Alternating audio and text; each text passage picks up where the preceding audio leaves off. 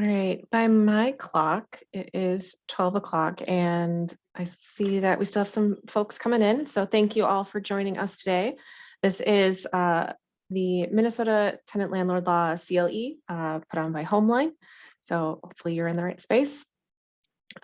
We have quite a bit to get through today. So I'm going to try and do my best to keep us to the schedule that's been laid out for us. So there will be an agenda coming up shortly, but this is going to be a 4-hour CLE. So, make sure that you are comfortable, have plenty of water, a snack if you need it, and we will start getting going here. So just a couple of housekeeping things first. First off, who's Homeline? What is Homeline? We are a nonprofit who assists tenants throughout the state of Minnesota in navigating landlord-tenant law. We also provide help tenants with tenant organizing, and we also do advocacy within the state legislature. So it's kind of our three umbrellas, but the biggest thing we do is this hotline. And so again, if you are a tenant or you have tenants that would like some free legal advice about their rights as a tenant, we do offer a hotline for both English, Spanish, Somali, and Hmong. And then we also have an email option if folks prefer that. All right, so that's who we are. This is what we're going to be covering today. There will be 3 breaks in here, just quick 5-minute breaks while we kind of transition between speakers and sections, give everyone a quick chance to run to the restroom, grab water, what have you. Again, I know we're here for a long time and I want to make sure that we're covering as much as possible so that we can provide the information that's needed for the CLE. So this is the agenda. We'll be covering briefly COVID-19 things, and then we'll go into what are tenants and what are tenancies in general, how the tenancy is formed, what some things that happen during the tenancy, how the tenancy ends. We'll talk into evictions, and then we'll also discuss post-tenancy issues, things that may come up after the tenancy. So like I said, quite a bit to get through here today. I will be talking for a little bit here, but for the most part, I will be the one that's hosting. So I will be monitoring the question and answer function. So we will try to have some time for questions here at the end of everything. But if you've got something that is burning question, please drop it in the Q&A function. I was going to say I did get some pre-submitted questions. I won't be able to get to all of those. I'm going to try and keep this focused on the CLE aspects, so the legal aspects of the tenant landlord law. But we will try and address some of those questions, and otherwise we will hopefully have time, try to allot time for questions at the end of this. So hopefully that will happen. And so again, if you have questions, feel free to drop them into the Q&A function that's at the bottom of your Zoom screen. I'm much more likely to see them there. The chat sometimes gets away and things go past, scroll past, and I just miss questions and then I feel bad afterwards because I missed some questions. So please, like I said, use the Q&A function. And I will go ahead and quick drop the CLE code in here as well. So as you're aware, this is approved for 4 standard CLE credits. So let me so here's the CLE event code. And so that, again, we've been approved for the 4 CLE credits. So that should be code for you for afterwards. And so without further ado, I see that we're kind of slowing down on participants coming in. So I will go ahead and get us started. So Again, thanks everyone for joining us. My name is Rachael Sterling. I am the COVID-19 Eviction Response Coordinator and a housing attorney here with Homeline. So I have been here since 2020, and as implied by my very long title, I kind of specialize in the COVID-19 rules that have been going around, specifically around tenant landlord law here in Minnesota. So this is a very brief overview of what the last 2 years or so have looked like. So there was an eviction moratorium in place that essentially put a pause on most evictions. There were some exceptions to that. There were several iterations of that done through executive orders by Governor Walz. Those executive orders were replaced, at least for the eviction moratorium, were replaced by session law back in June of 2021 is when that went into effect. And essentially that was called the phase out. That was phasing out the restrictions that were put in place by the eviction moratorium. And so most of those restrictions that had been in place were lifted and gone by October of last year, but there is one last protection that's in place. It does expire next week, but since it's still in place now, I wanted to touch on it. Essentially what it is that tenants who have a, excuse me, that went too fast. Tenants who have a pending application with a qualified emergency rental assistance program are protected from an eviction for non-payment of rent until June 1st, 2022. So a week from today, essentially. And so a qualified emergency rental assistance program is not just any old rental assistance program. It's specifically laid out in the session law as a program that is being funded by either the federal funds, so they call them ERE1 and ERA2. But those are specific programs like Rent Help and some of the counties and some of the cities that got funds from the federal government for specifically for emergency rental relief. This is what the language is from the session law. Essentially, it's saying that the landlord can't file the eviction and the eviction can't proceed if it's for non-payment of rent while that application is pending. Tenants need to be able to prove, show that they've got that pending application. And again, the protection lasts until June 1st, 2022. Some other things that have come out of COVID are some federal level pre-eviction notice requirements. CARES Act had one. Most of the CARES Act sunsetted way back in 2020. But there was one requirement that said that CARES Act covered properties, which is not every property, but CARES Act covered properties do need to give tenants a 30-day pre-eviction notice before they can go and file an eviction for non-payment of rent. And so that requisite never sunsetted. And so that's still in place.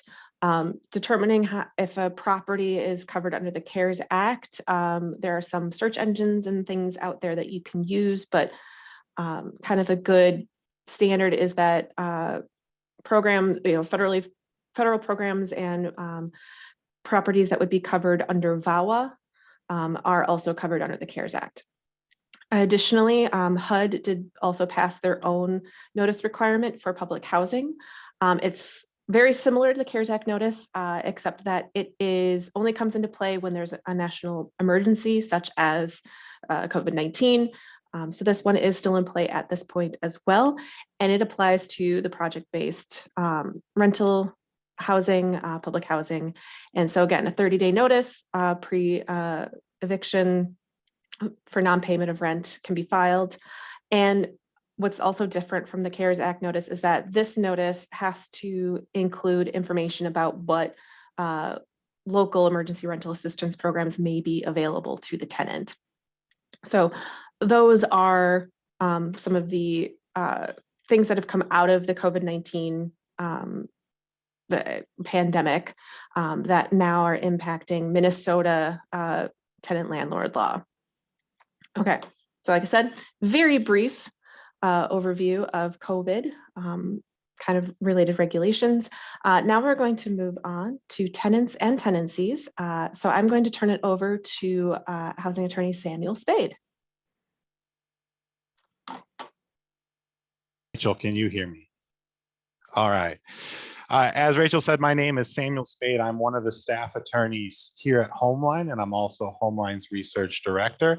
And I'm going to be talking about tenants and tenancies, specifically some of the types of housing and rules, generally speaking, around those types of housing. So the first type of housing, as you can see here, is we have private housing. This is really the bulk of landlord-tenant housing in Minnesota, and it covers everything from an owner renting a room in their house to large national or even international companies owning many multi-unit buildings across the state of Minnesota, and really everything in between. Essentially, it's covered by the lease, or the rules of this tenancy are covered by the lease and state law. That's where the bulk of landlord-tenant law is in the state of Minnesota, but it could also be affected by local ordinances. You have a bunch of different types of local ordinances. Mostly they have to do with building codes and maintenances. Some cities have rental licensing requirements, but we're seeing more and more cities passing specific laws regarding, for example, eviction notices or other things like that. It also has some federal laws, but again, not much. Most landlord-tenant law in Minnesota is through the state. But for example, fair housing laws apply to private housing in Minnesota as well. These types of tenancies can have periodic leases, term leases, leases with a specified end date. Most commonly in Minnesota, these are going to be leases that are for 1 year or 6 months, where they've got an end date in the lease. However, it really could be anything. We see, maybe when I come back from, overseas or something like that. But again, most of these leases are going to be term leases for a year or some specified time period. The other type of lease that exists in Minnesota is a tenancy at will, or a periodic lease. Leases without a specific end date. They just continue until somebody, either the landlord or the tenant, gives a notice to terminate that contract. You can have verbal or oral leases, and we're going to talk a lot more about leases, how they're formed, and many of the important clauses in just a bit. But for the moment, it's just enough to take away that private housing is governed by lease, local, state, and federal laws, and that you can have term leases and tenancies at will. The next type of housing that I want to talk about is subsidized housing. Subsidized housing is a lot like private housing, but with an additional layer. Essentially, the landlord is, or the tenant is, getting a subsidy, and that means that some portion, maybe even all of the tenant's rent, is being paid by the government or something similar to that. And in exchange for this sort of guaranteed income, the landlord agrees to a bunch of additional restrictions depending on the program. And these, this covers a wide range of things. You have things like Section 8 vouchers, where the tenant has a voucher that they can take to any private landlord, or almost any private landlord, and the landlord can accept it, and then the tenant gets some portion of their rent paid by the government. And the lease is fairly similar actually to private housing, but with some additional restrictions. It can also cover public housing, where the government is the landlord, or it could even be something like low-income, I just forgot how to say it, low-income housing tax credits, or Section 42 leases, where the landlord has effectively agreed to cap the rent and agree to some other terms in the lease in exchange for a tax break or reduced taxes in certain areas. And there are other tenancies as well. If we covered all the law related to subsidized housing, this would probably be another 4 hours. So the key takeaway with subsidized housing is when the tenant is receiving some sort of government subsidy. These are almost all federal, but there are some local ones as well. But when the tenant is receiving some sort of government subsidy, there's almost always going to be some additional rules that go along to that. Just a few examples. Maybe the tenant cannot be evicted or given a notice to vacate without some type of just cause. So the landlord has to prove the tenant has done something wrong to terminate the lease. But it could really be anything. Then there's a couple other types of housing that I want to touch on, one of which is manufactured homes, and that's going to get its whole slide. But I also want to cover hotels, because that's sort of a weird situation where if you are in a hotel, you might be a guest or you might be a residential tenant. And this is sort of a gray area where it can be a little bit difficult sometimes to tell which is which. If you are a guest, certain laws apply. And if you are a residential tenant, different laws apply. And in fact, all the laws that we're talking about today apply. Because if you are a residential tenant in a hotel, everything that relates to private housing, which is the bulk of what we're going to talk about, will apply to that hotel. Whoever is managing, owning, running the hotel is effectively a landlord, and they have to follow all of the landlord tenant laws. There's no bright line distinction in most cases. There are a few that I can talk about, but they don't always exist.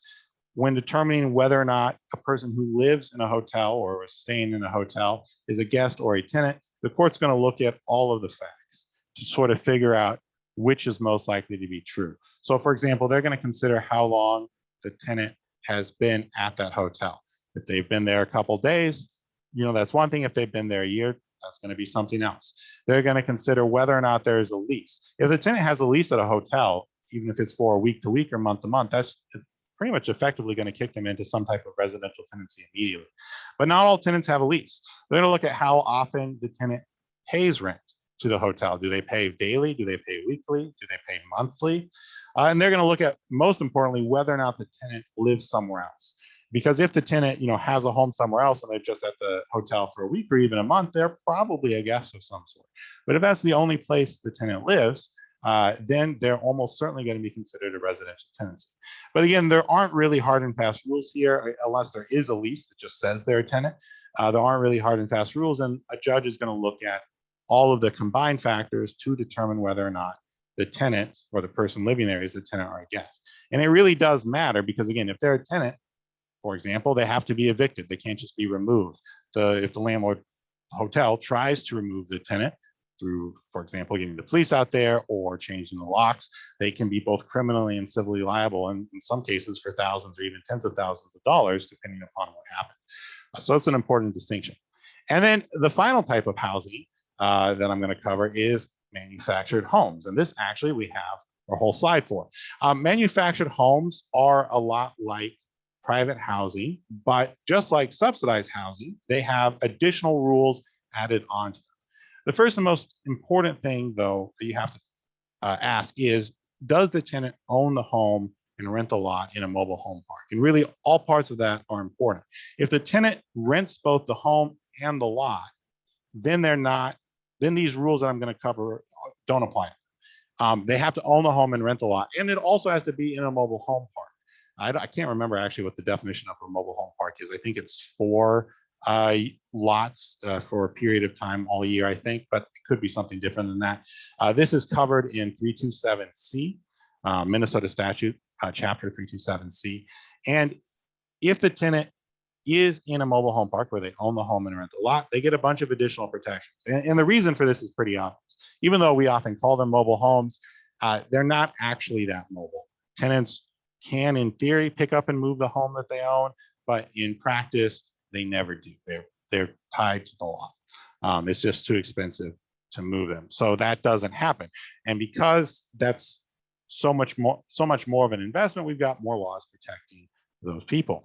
So some of the laws, for example, there's an application process that is far more protective for people who are buying mobile homes. In fact, there's even at least a couple court cases out there where when the landlord didn't follow precisely the requirements by state law, the court said, landlord, you lost the right to say no as a prospective buyer. You lost the right to say no to the prospective buyer.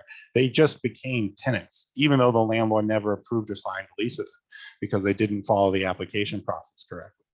There's also caps on security deposits. Rent can only be increased twice in a 12-month period. And there's a notice and a right to cure before evictions for almost everything: non-payment of rent, lease breaches, really everything but extremely serious stuff that endangers other people. The tenant has a right to notice and a right to cure, so fix the problem and essentially not be evicted. But most importantly, tenants have in a manufactured home endless leases. They cannot be told to move by the landlord except for cause. The reasons that a tenant can be told to move are listed in 327C.09, and it's only those reasons. If it's not in that statute, they can't be told to move. So effectively, there's no way to give them a notice to vacate. So this is very important. And actually, it's something that we're seeing more and more of in Minnesota. We have a lot of large investment companies, let's call them, investing in mobile home parks and trying to force everyone in those mobile home parks when they buy them to sign new leases, often much worse leases for the tenants. And tenants can simply refuse. They don't need to sign the lease. They can say no. We talked many tenants through this. The landlord has no ability to force a tenant in a mobile home park to sign a new lease. Whatever lease they had, they have. They can force new tenants moving into the park to sign the new lease, but they can't force the tenants who already exist. There are rights to make some reasonable rule changes in mobile homes, but they have to be reasonable, and they often can't really change much or take away substantial rights that the tenants already have. There is one area where mobile homes or manufactured homes have less protection, though, which is the redemption area. They don't have the same rights to redeem in an eviction case that private tenancies would. All right, do we have any questions at this point on these issues? No, not that I see. So if you do have any questions specifically about what Samuel covered, feel free to drop them in the Q&A. Again, otherwise I prefer the Q&A over the chat, just because the chat can get lost in the shuffle. And yeah, so feel free to drop them in. Otherwise, we will continue on. I don't see anything popping up, so I'll go ahead. Excellent question. So that is, might as well cover this right now. Daniel is just wondering if once a term lease ends and rolls to month, is that technically a tenancy at will? Sure. So this, I guess, are you talking about a private tenancy or a manufactured home? I'll cover both just to be safe. For a private tenancy, yes. We are going to talk about this in a little bit more depth when we talk about modifying the lease and notices to vacate. But what's very common in Minnesota and probably other places is you have a one-year lease. And then at the end of that one-year lease, the tenant continues to live there with the acknowledgement that the landlord is okay with that. The tenant continues to live there and no one signs a new lease. Landlord doesn't ask for one, the tenant doesn't ask for one, no one signs a new lease. So the tenant is just there. And at that point, it's going to become some type of periodic tenancy. The exact type of periodic tenancy can depend on a couple of different things, but in Minnesota, there's practically always going to be a month-to-month tenancy that's created. A tenancy, well, technically is the term in Minnesota, that's created after that initial one-year lease.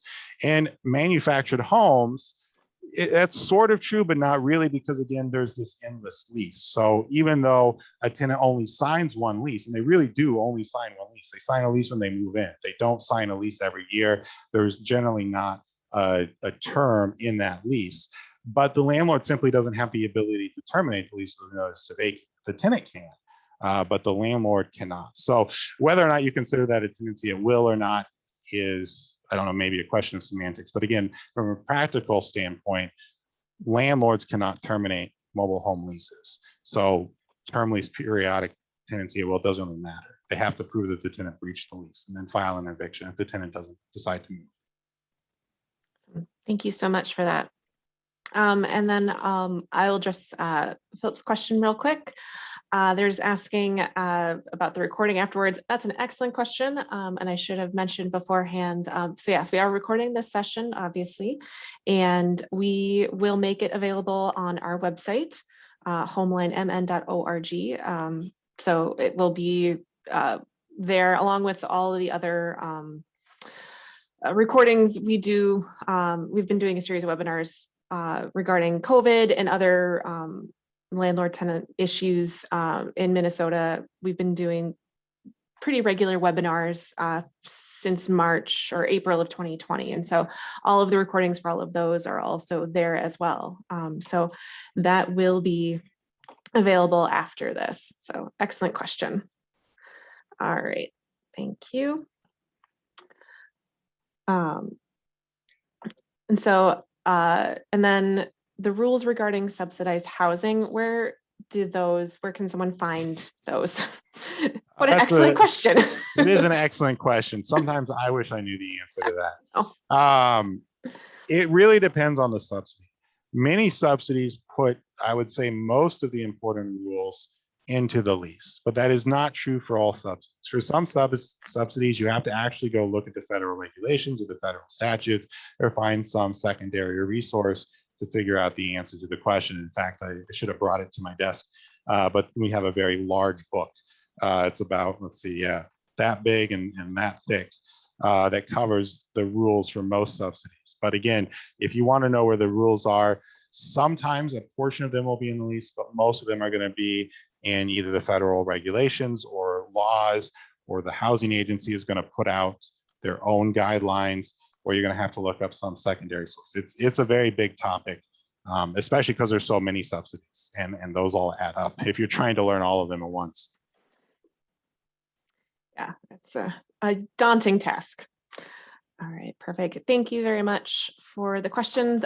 We are going to move on to forming the tenancy. So this will be the section that I'm going to go through.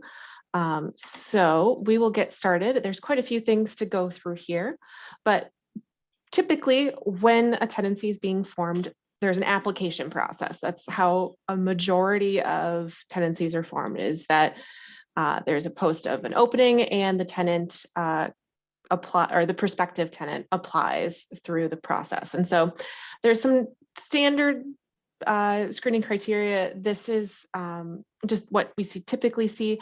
There's no statewide requirement of what a landlord has to use in order in their screening criteria. Too far. There are some restrictions specific to the city of Minneapolis. And so you're going to hear a lot about this kind of going back and forth, is that some things are statewide, some things are very city specific, some things. So it's always best if you have a specific tenant landlord question to also, check into the local ordinances to see if there's any additional restrictions or requirements involved. So, but typically what we see for application screening criteria is some sort of criminal background check, some sort of look into a person's rental history. They'll look into their credit history, and a lot of places will have an income requirement. Usually it's some magnitude, 2 or 3 times the monthly income for rent. So if your rent's $1,000 a month, then the person needs to make at least $3,000 a month if it's going to be 3 times as much. So just as an example, again, these are just typically what we see. Landlords will either use a screening company to do these background checks for them, or they will do it themselves if they want to. Generally, larger companies are going to use a screening company, and then smaller landlords who may only own 1 or 2 properties are more likely to be doing this on their own instead of paying a screening company to do it. So if it's a landlord who's using a national or professional screening company, they have a 7-year look back period. That's what they're restricted to, like for credit wise and things like that. So that's kind of the bubble that they look into. But if it's a private landlord who's just doing their own look back, there's no restrictions on how far they can go. So there is a statute on if a landlord accepts an application fee at the time of application, then there are some restrictions on what a landlord, or at least steps the landlord has to take. So if they accept a fee, they have to say in writing what their criteria are, what they're going to be screening somebody for. If they're denied and they're using, they have to give a copy, or at least the information of the professional screening company that they were using, so that the tenant can request a copy of the report that lists why they were denied. They have to be given that report within 60 days once they've requested it in writing. The landlord has to go through the applicant sequentially. So, first in is the first one to be screened, sent through. And if they're approved, then they get the apartment, that sort of thing. And this is all governed under Minnesota statute 504B.173. So that's kind of the nuts and bolts of applications. We see a lot of questions about applications in general, what a landlord can and can't do regarding a questionable background or things like that. For the most part, a landlord has the power to decide who they are or not going to rent to. And if someone has some issues with their background that might prop up, our advice is usually to look into smaller landlords who might be doing their own screenings and just let them know that this is going to be something that they're going to see, because no one likes to be surprised about what they find in a background check, including the tenant. And so it's always important to kind of be upfront with that. Discrimination often comes into play for applications. So obviously, a landlord cannot discriminate, but discrimination is like in anywhere else, employment or anything like that. There are specifics to the protected classes. So there are protected classes that are set out by the state of Minnesota. And then there are also additional protected classes in St. Paul and Minneapolis. They've got their own additional ones. So the state has their race, color, creed, gender, marital status, etc. St. Paul adds in age and ancestry to theirs, and Minneapolis adds in age, ancestry, gender identity, and Section 8. So again, like I said before, if you have questions about a specific instance that is going on in your, for you, it's good to check into all levels of government to see what sort of requirements are in place. So it's not protected is anything that's not really on that class. So for example, non-smoking apartments, being a smoker is not a protected class. And so a landlord can say that they don't want to rent to somebody if they're a smoker, and that's within their rights to do so, even though that's technically discriminatory. It's not a protected class. Some smaller landlords who live on the premises are often exempt from these restrictions as well. So it's going to be, if they live on the premises, if they're renting out a room to somebody, that sort of thing, usually those landlords are exempt from most of these protections. And then there is one additional protection that is, it kind of rides the line between a protected class and not a protected class. So if someone adds a child to their family, so a minor, whether it's through someone getting pregnant and having a child, or someone adopting a child, or becoming a guardian, the legal guardian of a child, they are, a landlord is not allowed to kick them out right away because due to that. They have to give at least a 6-month notice before they can do that. So 6 months prior to them being, basically saying, hey, it's June, congratulations on your new baby. You have until the end of December to leave, essentially. And so that is laid out in statute 504B.315. But that is the kind of one that rides the line, regardless of whether, again, some cities have occupancy restrictions, so how many people can technically be in a space, but this statute kind of overrides some of that as well. So it rides the line between a protected class and not. All right. Sorry, I'm just seeing that there is a question here.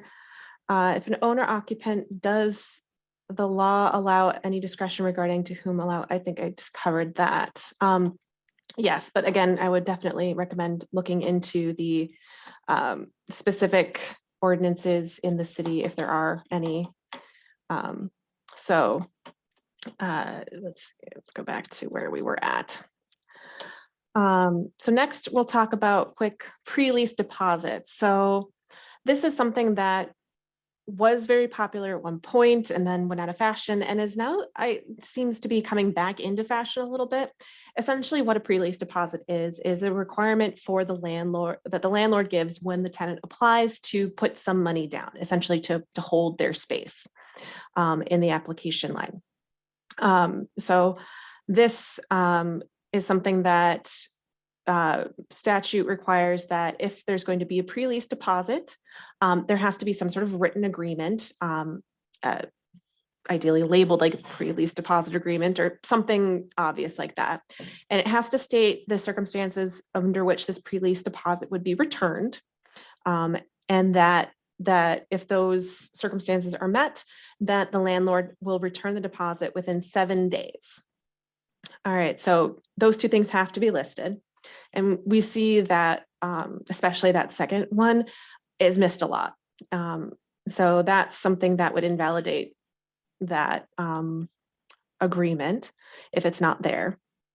So that's typically if like the tenant is denied for any of the listed reasons from the application criteria, that sort of thing. That is usually the most common circumstance of when the deposit is going to be returned. So if the tenant is accepted and they sign the lease and agree to move in, then the landlord has to apply the deposit to either the security deposit or to rent. So some places will, there's some confusion about, well, was this a security deposit that you paid or was it a pre-lease deposit that you paid? A lot of that depends on when it was paid, how it's labeled. But sometimes things are mislabeled and it's still, a security deposit or a pre-lease deposit. And that can get a little bit odd. So it's always important to determine when, what was this money intended for? And so, but again, if there is a pre-lease deposit and the tenant's accepted, then it goes to the security deposit or rent. As I was saying, applications at this point, while they still have a very quick turnaround because there's such a tight housing market, there's going to be a lot of folks who are applying for each individual apartment. And so we've seen an uptick in these pre-lease deposits, I think, in the last couple of years. So that is something to know about as well. So again, those are governed, they have to be an agreement around them. So it's important if you are a landlord who's accepting a pre-lease deposit or asking for one, that you follow the rules. Okay, let's get into leases. This is the heart, this is the soul of the tenancy, right? This is where all of the terms are put into place, where the agreement is made, because at its heart, a lease is just a contract, right? So it's going to be, it has to be between two consenting adults, just like any other contract has to be. Standard kind of contract rules apply. So there are some laws and ordinances that are specific to leases, which we've kind of been talking about already, and we will continue to talk about throughout the rest of this CLE. However, Minnesota allows for both written leases and oral leases, and oral leases happen more often than you'd think, actually. It's probably about 10% or so, give or take a percentage here or there, of leases in Minnesota are just oral. A lot of it's just a handshake agreement between two friends. Like, yeah, you can move in here, just, give me a couple $100 a month or something like that. And it can be as simple as all that. Or it can be more formal. The statute of frauds apply. Just take us back to law school for a second. So if it's something that is going to be 12 months or longer, then it has to be in writing. That's also laid out under Minnesota statute. So that is kind of the standard types of lease.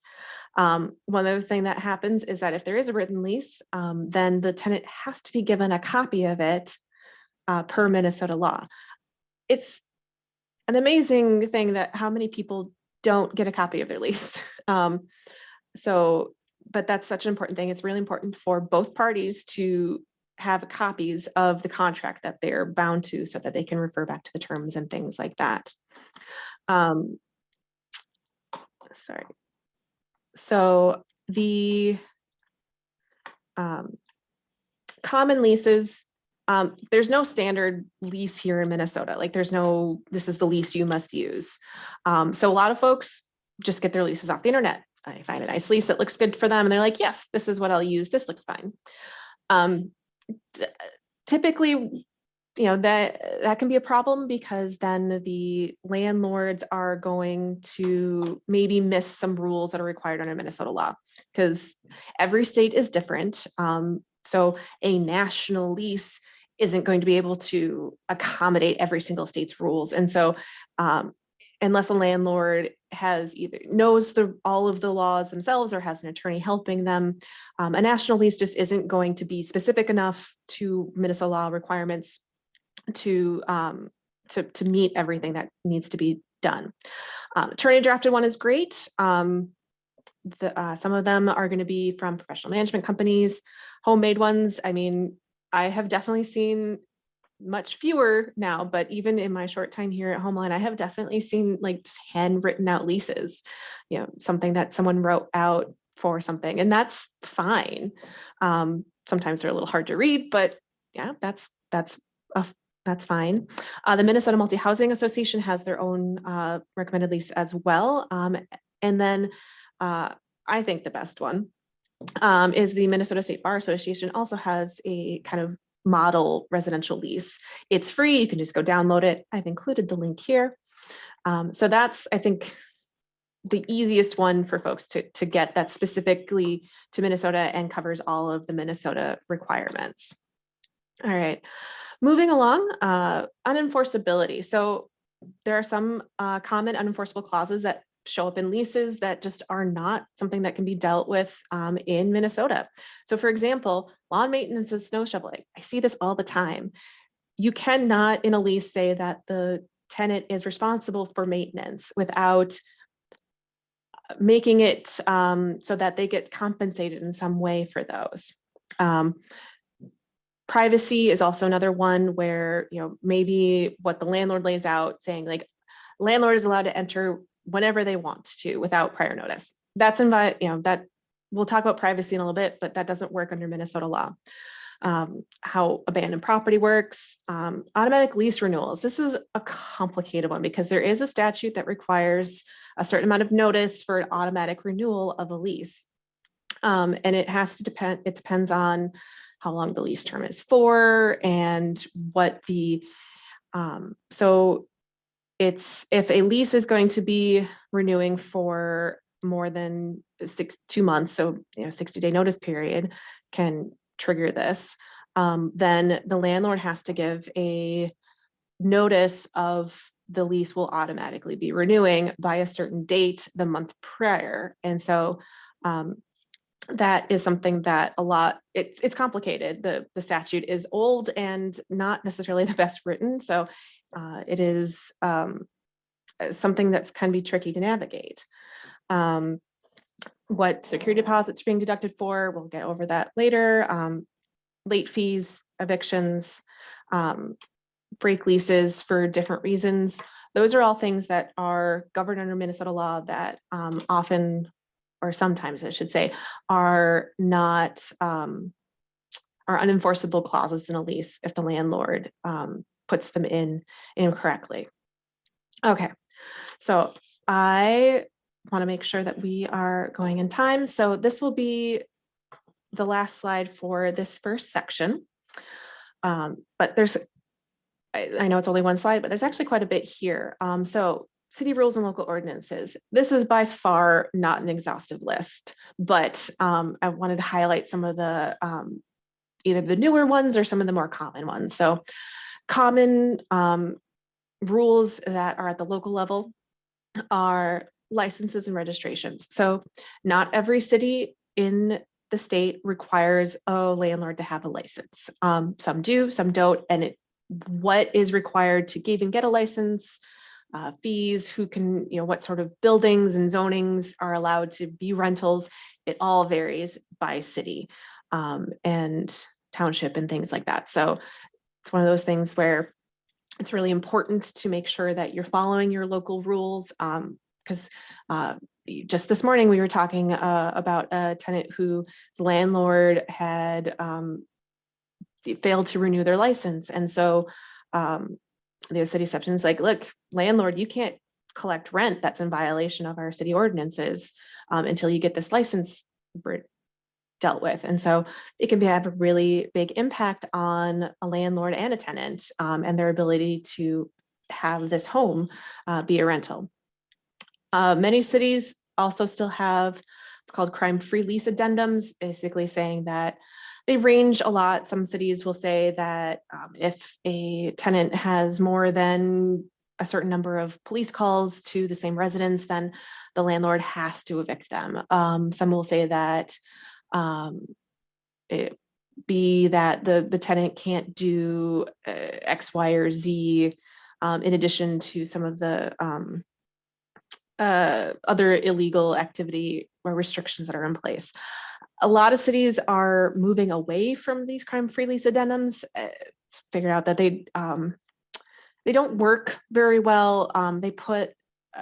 They especially landlords are, don't like being forced to do things by the city, in general. And so it's created a lot of tension, especially on the landlord-tenant relationship and the landlord-city relationship. So they're just not super effective, frankly. So in addressing the whole point of them is to try and reduce crime, and they haven't necessarily proven to be very effective in that way. Other things that are new here, pre-eviction notices. So pre-eviction notices are not a statewide thing. There is no pre-eviction notice required across the state. Minnesota is one of, I think, 4 states in the entire United States that doesn't have any sort of pre-eviction notice requirement. So some of the cities have stepped in and created their own, specifically Minneapolis, St. Louis Park, and most recently Brooklyn Center. And so Minneapolis has a 14-day notice, St. Louis Park has a 7-day notice, and those two are specifically for non-payment of rent evictions. And then Brooklyn Center actually has a 30-day notice, and that is for both non-payment of rent and for material lease violations. And we'll kind of get into that a little bit later. Additionally, I'll also go back. So if you have questions about that, you can look into the city ordinances. We also did a webinar on them a couple of weeks ago. So if you want to look back through our old webinars, there's much broader explanation about those there. Rent stabilization just went into effect the first of this month out in St. Paul. And so that is where a landlord is restricted in how much they can increase the rent in a 12-month period. And so that passed the ballot last fall from the voters. And so its effective date started on the 1st of May. And to plug ourselves a little bit, we have a webinar about that actually next week on June 1st, specifically covering rent stabilization in St. Paul, if you have more questions about that. So I'll plug that a second. Additionally, I think I mentioned this previously, but there are specific screening criteria for Minneapolis. Minneapolis passed an ordinance that went into effect in 2020, basically saying that landlords could either needed to use an inclusive screening model or make their own, but under certain parameters.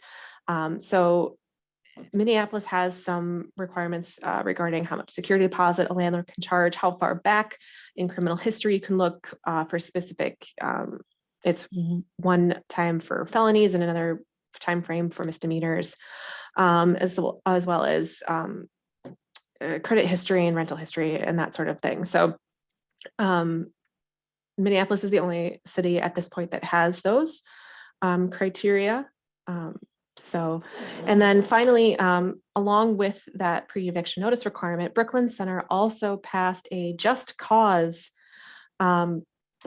requirement. And so they basically, in their affordable housing, a landlord needs to have a just cause in order to end the lease or not renew the lease. And so just cause, otherwise in Minnesota, we'll get to this in a little bit, so I'm not going to go too far into that. Someone else will cover that, but Brooklyn Center just passed that as well. It went into effect in April. Okay, so I just talked a lot. I'm going to look quick through the questions to see if there's anything that I should answer at the moment. Otherwise, I will leave this for the end here. So let's see. The lease question is, can leases be electronically shared and signed with no wet signature paper? Yes, at this point, just like any other contract, a wet signature is not necessary for a lease. If the appropriate, I agree, the electronic signature is fine, stuff is handled. And that's if you're doing a written lease, obviously.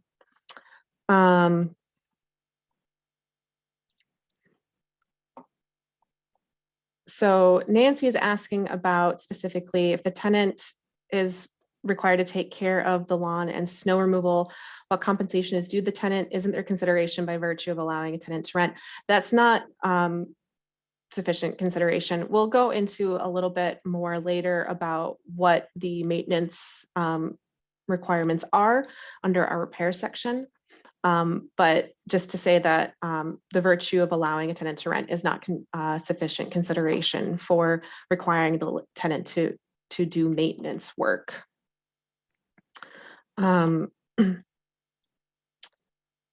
Yeah, so the next question is, for landlords who do their own screening, do they have to provide a report?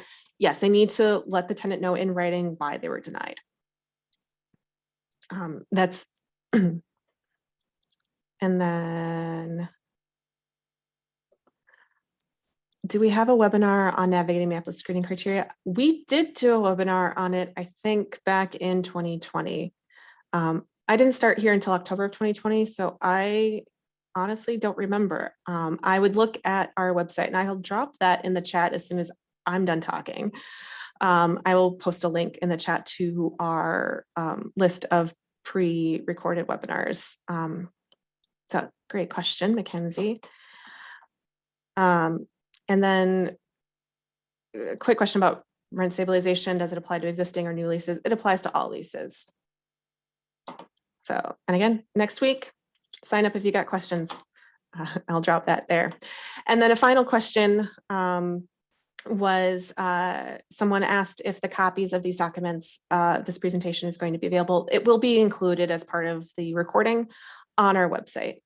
So there'll be a PDF of these documents. So no worries there. Okay, so we're actually doing really great on time. I am loving this. So go ahead and take a break. I know it says 5 minutes here, but if you can be back by, I want to get started about just after 1. So if you can be back by, by 1 o'clock, that'd be great. We'll probably get started about 1:05. All right, so thank you. Let's take a break, and we'll go ahead and we'll be switching around presenters and things like that. So.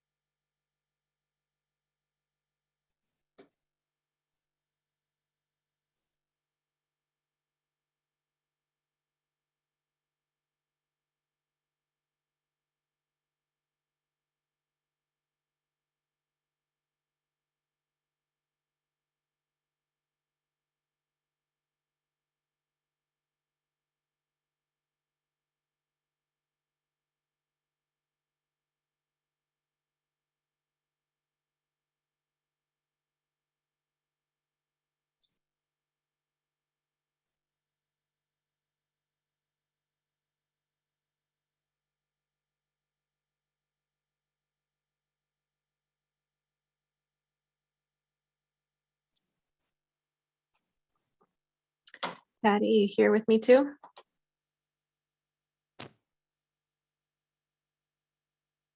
Yeah. Nope. All right. Can you hear me? So should I go on? Let me get on camera. Oh, no, I don't even have camera yet. Let me just double check. Can I see how it looks? Make sure it's clear. Yeah, Great. Perfect. works. Okay. All right. I'm gonna go off camera and just kind of hang out. Okay. I gotta remember how to do that though. All right. Okay, all. I again thank you for your attendance here today. We'll go ahead and we'll get started here. I'm seeing. All right. Just a couple of minutes here. All right. Yeah, we'll go ahead and get started. Samuel is going to take it away with our issues of during the tenancy. So thank you, Samuel. All right. Well, hello again. Excuse me. Sorry. Hello again, everyone. I'm back, and I'm going to start by talking about repairs. Repairs are one of the most common reasons that tenants call our hotline. In fact, they're the most common reason. And last year, for example, tenants called our hotline about repairs almost more than any other two issues combined. So for tenants, and of course also therefore for landlords, this is a very important subject, and we're going to spend some time on it. Let's start with the basics, and then I'm going to cover some of the remedies as well as the landlord defenses and end with retaliation. The core of repairs, or the landlord's obligation to make repairs, comes from state law, specifically one statute, Minnesota Statute 504B.161, which contains what is called the covenants of habitability.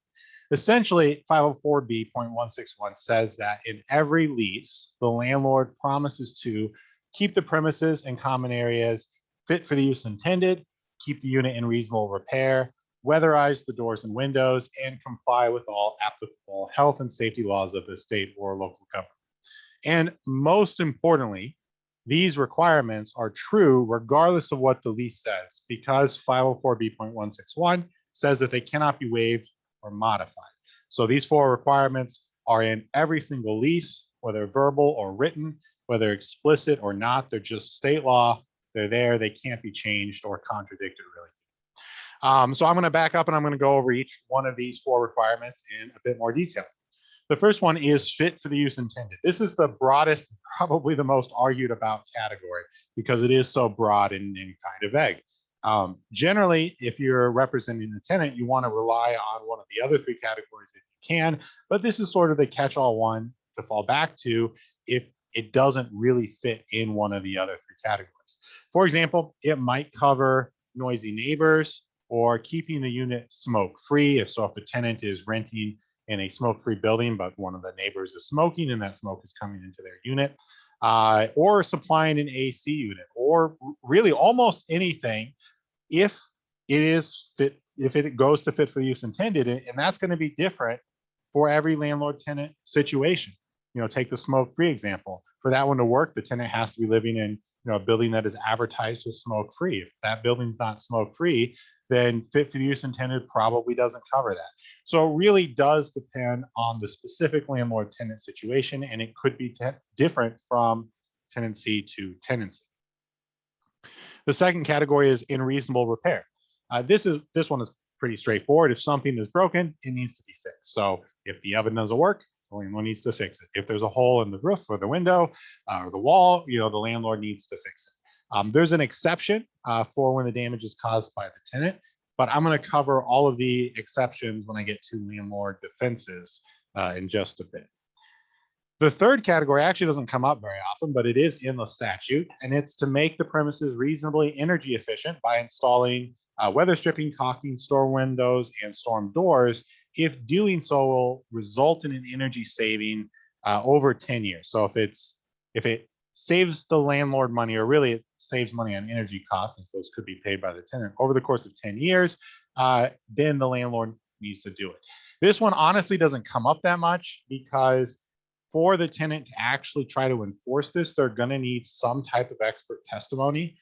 I'm certainly not qualified to say whether or not, weather stripping or installing some type of new window or door is going to save energy costs over 10 years.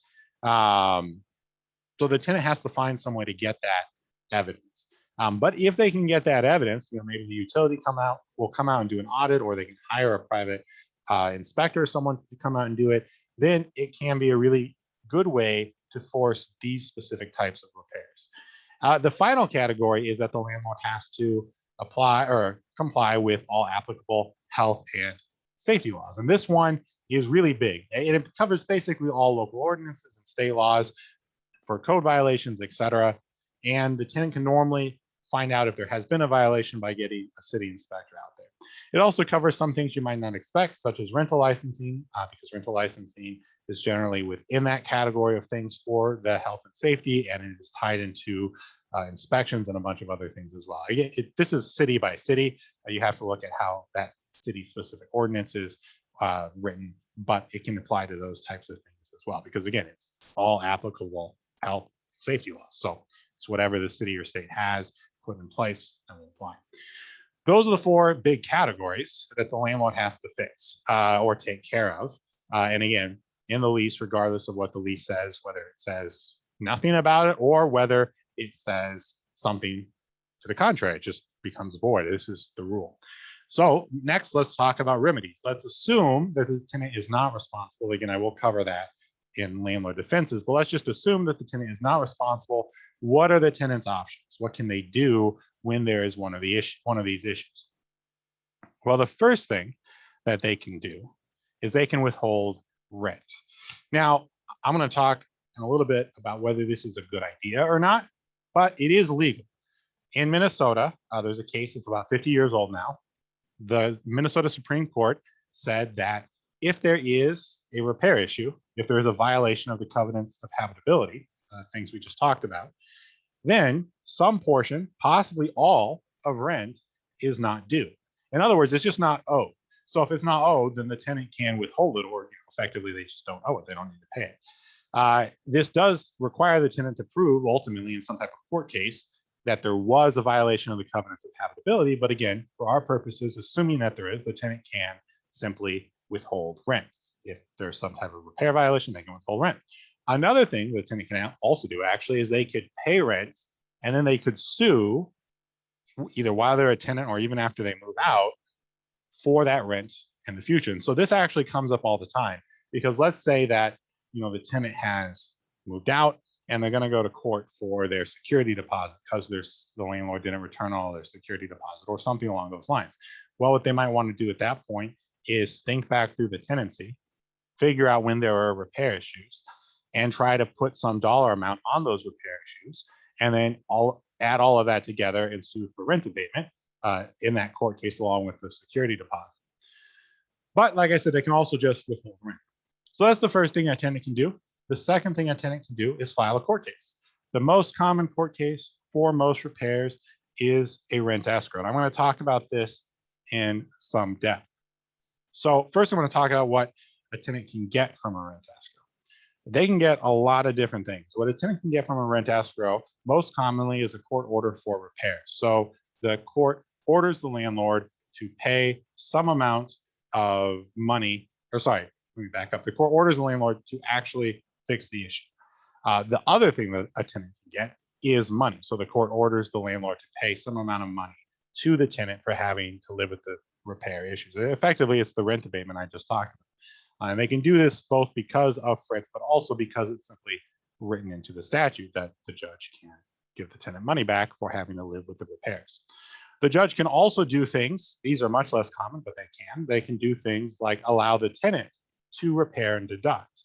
Interesting, you'll note that repair and deduct is not on this list. It's actually not a thing tenants are allowed to do without this court order. So they can get this court order in a rent escrow or in an ETRA, which I'll talk about in a moment. But without a court order, tenants are not allowed to repair and deduct, at least not directly.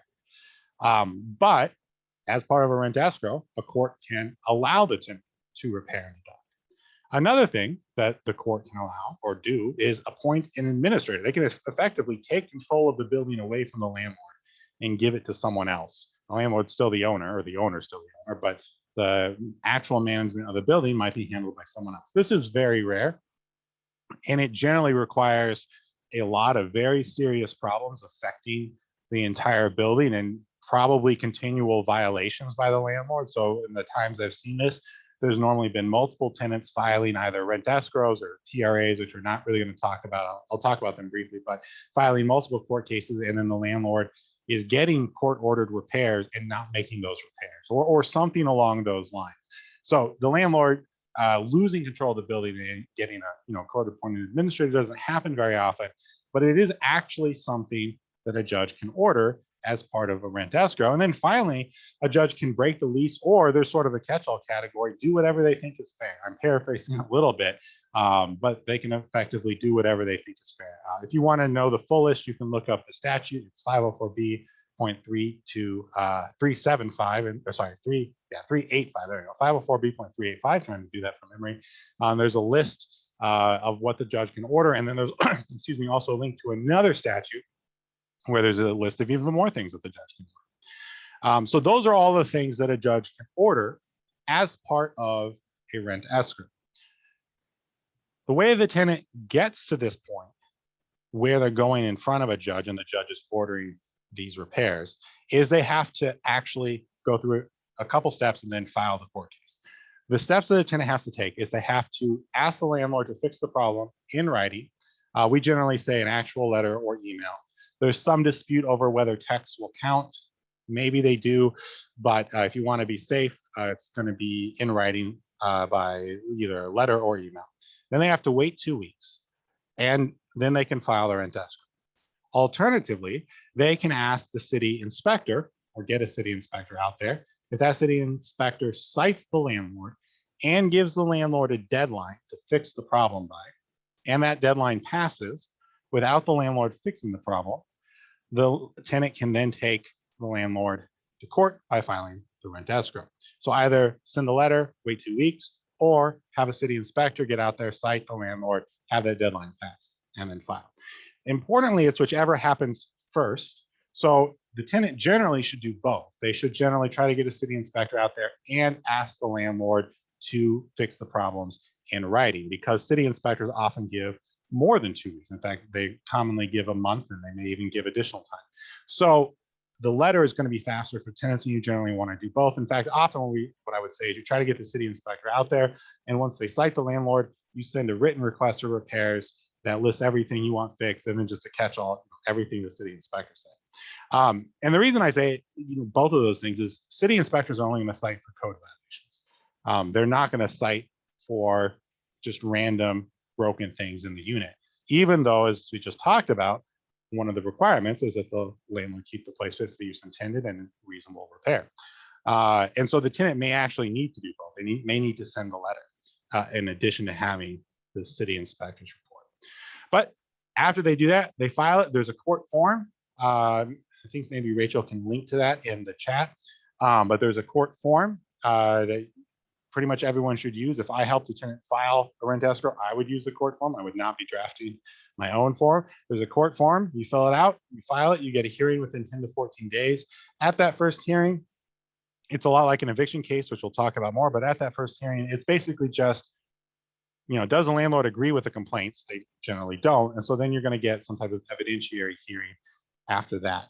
In theory, it can all happen at the first hearing, but normally it doesn't. Normally there's going to be an initial hearing to sort of figure out what's going on. And then there's going to be an evidentiary hearing where the tenant and landlord actually present evidence to establish, the one side or the other. Again, I'll talk about landlord defenses in just a moment. And after that, the court will generally issue an order. Sometimes the court will even issue an order and then set another sort of compliance hearing so everyone can come back and see if the landlord actually followed the repairs or made the repairs or did whatever it is they're supposed to do. This doesn't happen always, but sometimes it does.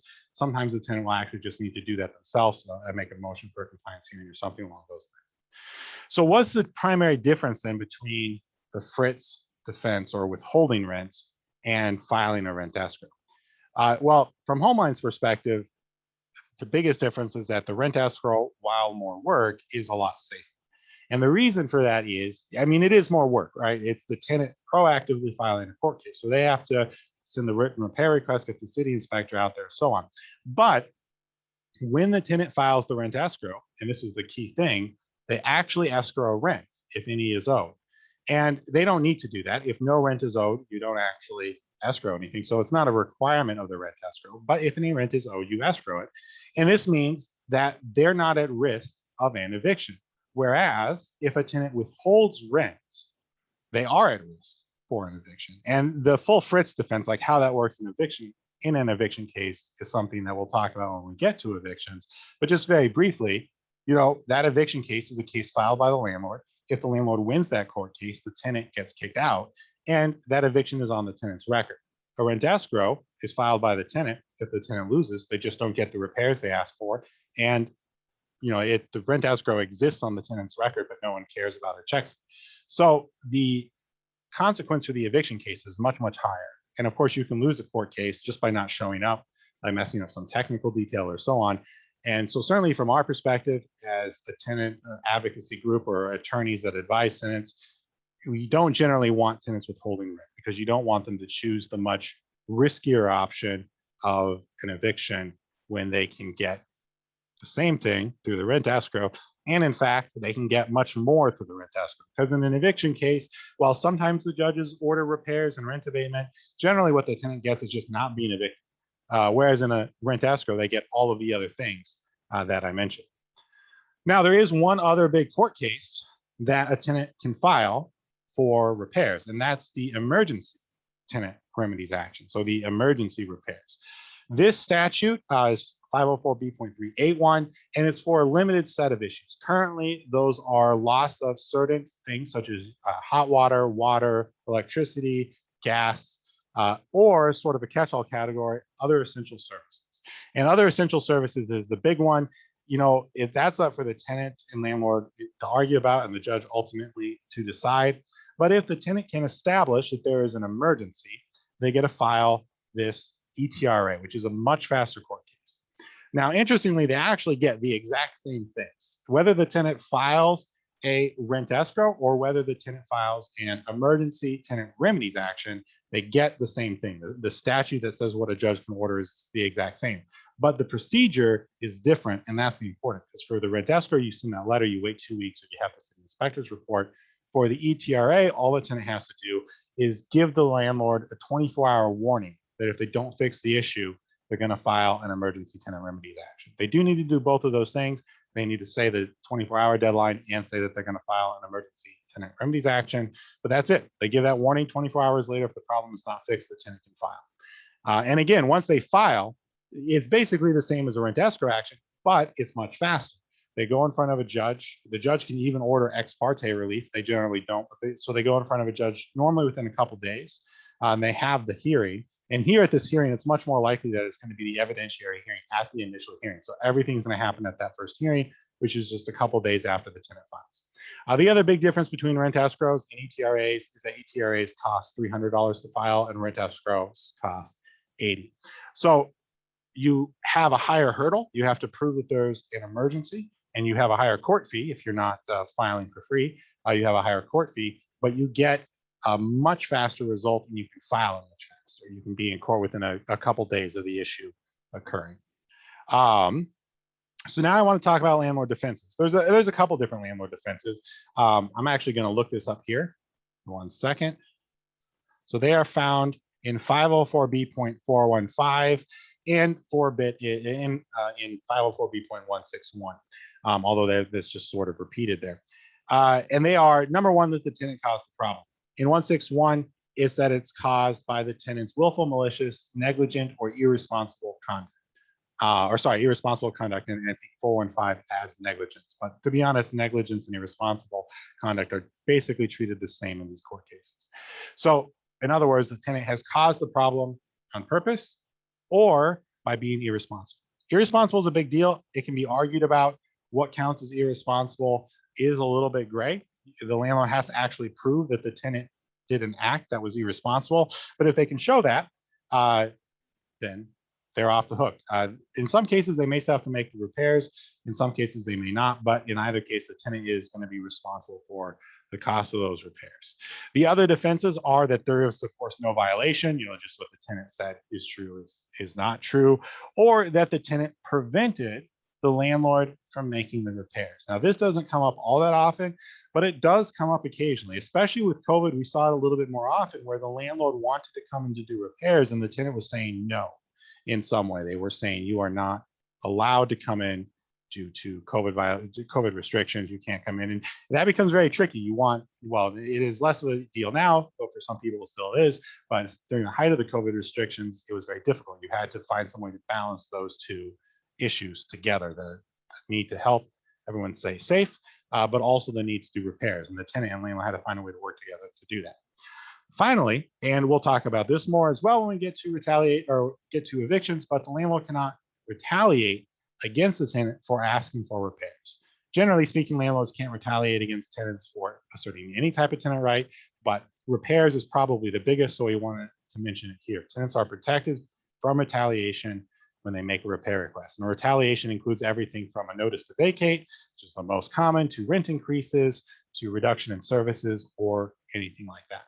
I'm coming to the end of my time for repairs, so I do want to open it up for questions. I believe there was a question before about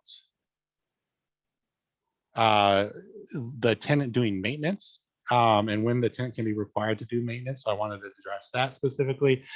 That's sort of one of the other carve-outs to the covenants of habitability. The landlord can push the obligations for repairs onto the tenant if they're paying the tenant to do so. So in other words, you have caretakers or a discounted rent or something like that. Our position at Homeline is this has to be written into the lease. The whole agreement has to be written into the lease.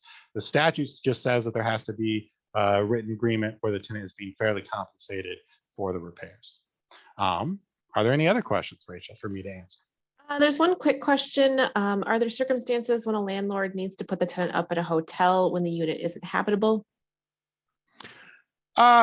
Yes. I mean, the specific remedy for what the landlord needs to do is always going to be dependent on the situation. But for example, if there was a raw sewage leak in the basement or a big flood, or the heat went out and the landlord can't fix it immediately, putting the tenant up in a hotel may be a way to solve that problem. I say it depends on the situation because maybe the landlord can solve this by putting the tenant into another empty unit temporarily.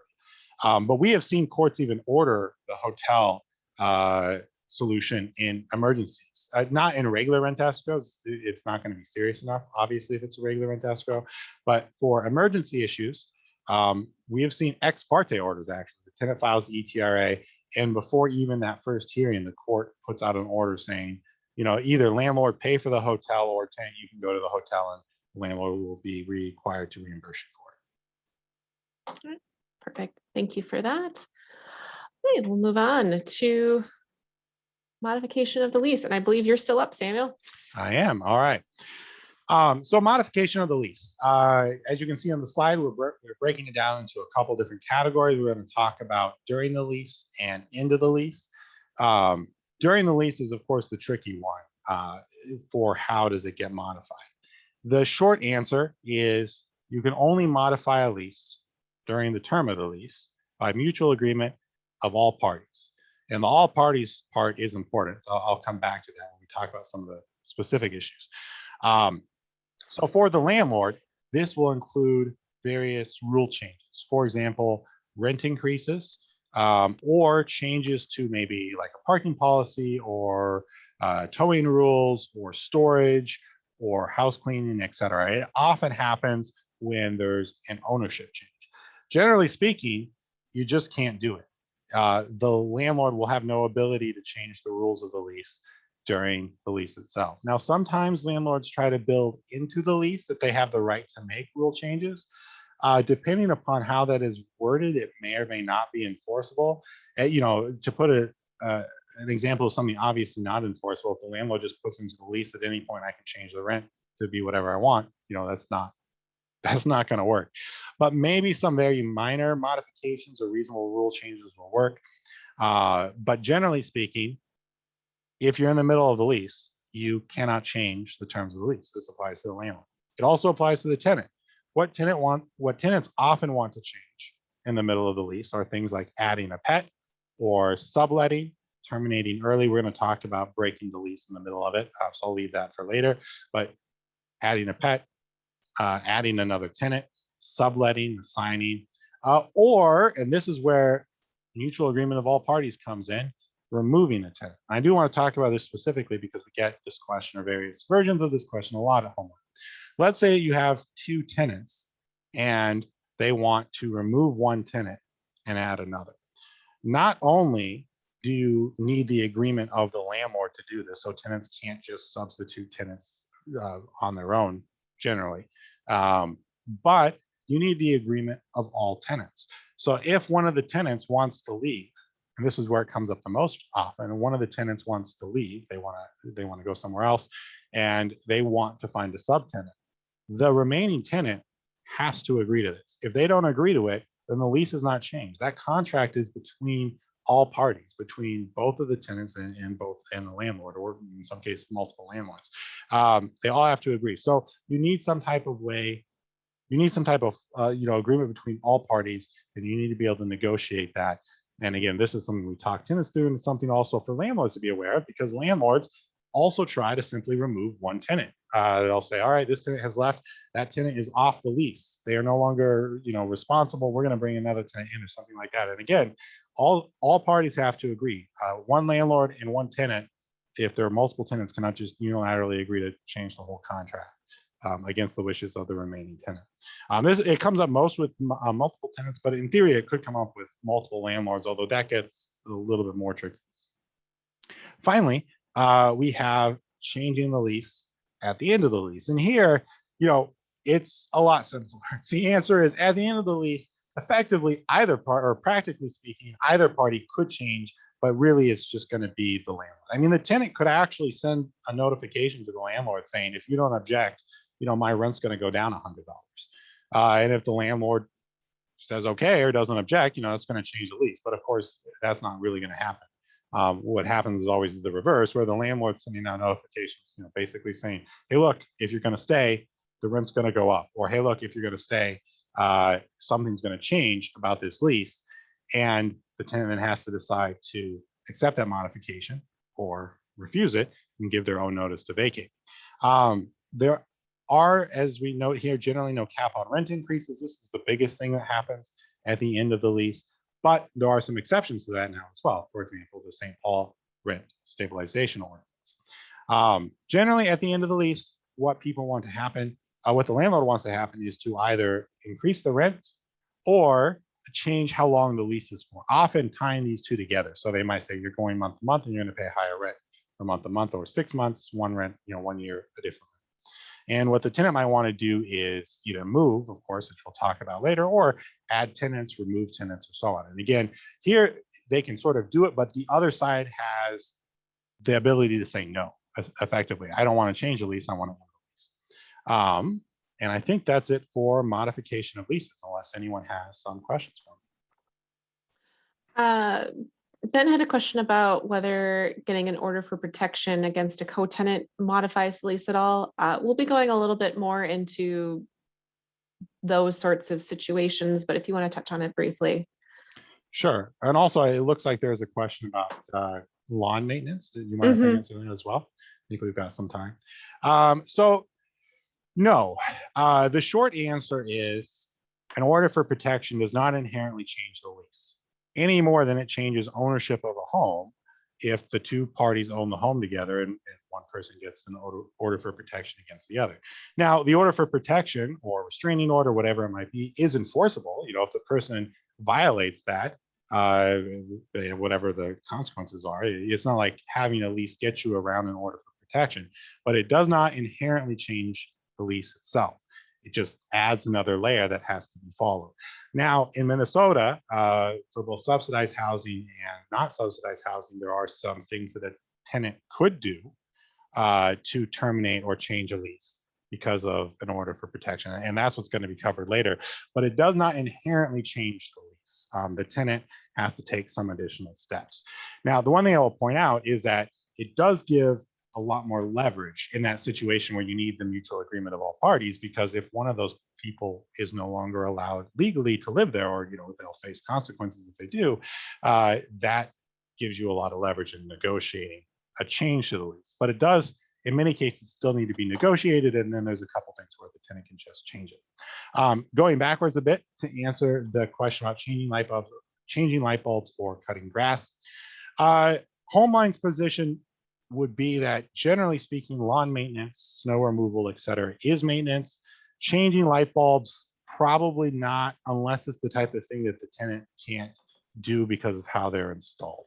Now, the courts don't always agree with this. Like, courts could go both ways on either issue. I think it helps a lot for the lawn maintenance issue if there are city ordinances. So, for example, in Minneapolis and many other cities, but in Minneapolis, the city where I live, there's rules about how long the grass can be and so on. And if you violate those rules, you can actually be fined. And they're in the maintenance section of the city ordinance, or at least I believe they are the last time I looked. And so that's a very strong argument for the tenant that in Minneapolis, at least, lawn maintenance is part of the city maintenance code. But that's not true for all cities, and it may not be true in all ways. And I think it's an even harder argument to make for snow removal, but you can still make it. And again, some cities require it. Minneapolis requires you to clean, the sidewalks and so on of snow. So even in a single family home, the sidewalks cleaning out of snow probably is just a maintenance issue in Minneapolis. And I think Homeline would generally argue that all snow removal and lawn maintenance is, but not every court has ruled in our favor on that issue. We've won some and we've lost some. And we've seen tenants win some and lose some. The one thing that I would add there is that this applies for things that are in the tenant's control. So we're almost exclusively talking about single family homes. When you get to common areas, those are always maintenance under the statute. Like, if you can't say, tenant, as part of your lease, you've got to shovel the apartment complex's parking lot, or vacuum the hallways. That's the common areas are always going to be part of the landlord's responsibility, unless they're paying the tenant to do it. All right, wonderful. Thank you so much, Samuel. All right, so that moves us right along. So Samuel, you've done your duty, your All right. diligence. We're going to shift over to Pattye. So Pattye is a housing attorney here at Homeline as well. So here she comes. Hello. And you'll, if you want to introduce yourself quick, and then we'll get into privacy. Yeah, so my name is Pattye Hechter. I've been with Homeline initially as a volunteer and now part-time staff attorney for about 12 years. I have some background coming from the landlord side of things, so that sometimes gives me some insight, and I advise my clients accordingly as to what a landlord may think. I often phrase things, if your landlord was my client, I might tell this to them, and so my advice might change. So I am tasked with discussing privacy and roommates, and the privacy statute resides at 504B.211. This issue does come up with a fair amount of frequency. After all, this is a very sensitive area. This is someone's home, and the shorthand rule is a landlord or an agent of landlord can only come onto the property if they have A, a reasonable business purpose, and B, they give reasonable notice. Now, the statute does go on to provide a non-exhaustive list of what a reasonable business purpose will be. I'm going to go over them real briefly, but then come back to ones that are that we see more frequently. And that is showing the unit to a prospective tenant during the notice period. Sometimes the notice period is an issue. We'll talk about that. Showing the unit to a prospective buyer or insurance agent. Maintenance request or maintenance need, whether the tenant requested it or the landlord needs to do it. Inspections where the city or county needs to come in. Tenant caused a disturbance. That one is always contentious. Or if the landlord believes the tenant's violating the lease. And to verify whether there's an unauthorized occupant, et cetera. Again, this is not an exhaustive list. I'm going to skip ahead to timing for a moment and come back to that list. And that is what's reasonable notice. And reasonable is not defined by statute. A lot of tenants seem to think that it's 24 hours. It's not, although some leases, the landlord might obligate themselves to give that 24 hours. So we might tell the tenant that that's what's required. But certainly no notice is never proper. And also sometimes we get calls where the landlord shows up at the door and knocks. So the tenant has a right not to allow them to come in. So that wouldn't be a privacy violation once they've let them in, although tenants may not understand that. It's when the landlord comes in without giving any notice, uses their own key. So that's what we're talking about. As far as guidance for how much notice, we do have a free form letter that we use when a landlord is violating or arguably violating the tenant's privacy rights. And we make a suggestion that a 24-hour notice is appropriate, but again, the statute doesn't require that. And as far as giving that notice, it doesn't say how that has to be given. So the landlord just has to make a reasonable attempt to reach the tenant. I think that they should go by what their usual mode of communication with the tenant is. If texting is what they do, or email, or leaving a voicemail message, that's fine. Sometimes the parties can agree in advance, especially if it's expected series of entries, like during the notice period. Tenant might say, hey, can you give me a call or text me in advance of a showing? So once that's done, or the landlord's communicated their intention to come in, the tenant doesn't have to respond that they've got the notice. The landlord just enters. How much, timing again, I would say if we're talking about a showing, sometimes, they're getting under the gun and the landlord wants to show it continuously. They might say, the following, 3 days, we're going to show it between, noon and 3. That might be sufficient notice. The whole point of the notice is that the tenant has some reasonable expectation of when there's going to be an entry. So they're not indisposed, they're not asleep, they're not in the shower, et cetera, like that. And the statute also has the language, giving that reasonable notice under the circumstance, which really came into play during the lockdown and COVID, which has changed over time. But in the beginning, where it was pretty strictly locked down, and what would be a reasonable expectation to come in has changed, with a lot of the requirements citywide laxing about entries and masking, et cetera. We're kind of adjusting our advice to what is standard in the area, but we still have a lot of tenants who are working from home. And that intrusion certainly can be problematic. While it doesn't require this of the tenant, I focus on the word reasonable, which is what the landlord's required to do. And I think the tenant has to be reasonable as well, and might say, hey, you know what, tomorrow between 2 and 3 is not a good time. How about the next day? And so we suggest that. And another question that's not exactly on the slide, but that is, can a tenant be forced out of the unit during a showing? And the answer is no. And a lot of landlords ask that. And a lot of tenants think that they have to do that. Now, it could be written into lease that the landlord will, give them a gift certificate or give them some incentive to be out. But otherwise, we tell the tenant that they don't have any obligation to leave. They don't have an obligation to clean up either. They pay for the privilege of renting there 24/7. So when we're looking at the list of the reasonable business purposes, there are an exception, as is said in the slide, about an emergency situation. Now, the example I often give is, a tenant's calling a landlord saying, the unit above me is pouring down water. The landlord goes up to the unit, knocks on the door, no one's there. They have to go in. They have to go in, they turn off the water, and they have to leave a note in a conspicuous place. I was here, this is what I did. Then no notice is required. The more difficult times is, if a landlord needs to come in, well, there's basically 3 exceptions: to prevent injury or to persons or property. That was an example of damaged property. Tenant safety, fire alarms going off, there's smoke coming out, they've got to enter in. The one that's somewhat contentious is if a landlord reasonably suspects that there's unlawful activity occurring. Now, it would defeat the purpose if a landlord said, okay, I suspect there's illegal drug use going on in your apartment. I'll be in tomorrow between 2 and 4 because I'm going to clean up. So they don't have to forewarn, but I think the safe thing for a landlord to do maybe is because, what's reasonably suspect or what's a witch hunt is debatable. But say, we have some concerns maybe building wide that there may be illegal, drug use coming in. We'll be doing inspections over the following time periods. Maybe giving a heads up with not specific might protect the landlord, although not requiring them to give a specific day and time. I think that would offer the landlord the most protection in advance of entering without a notice.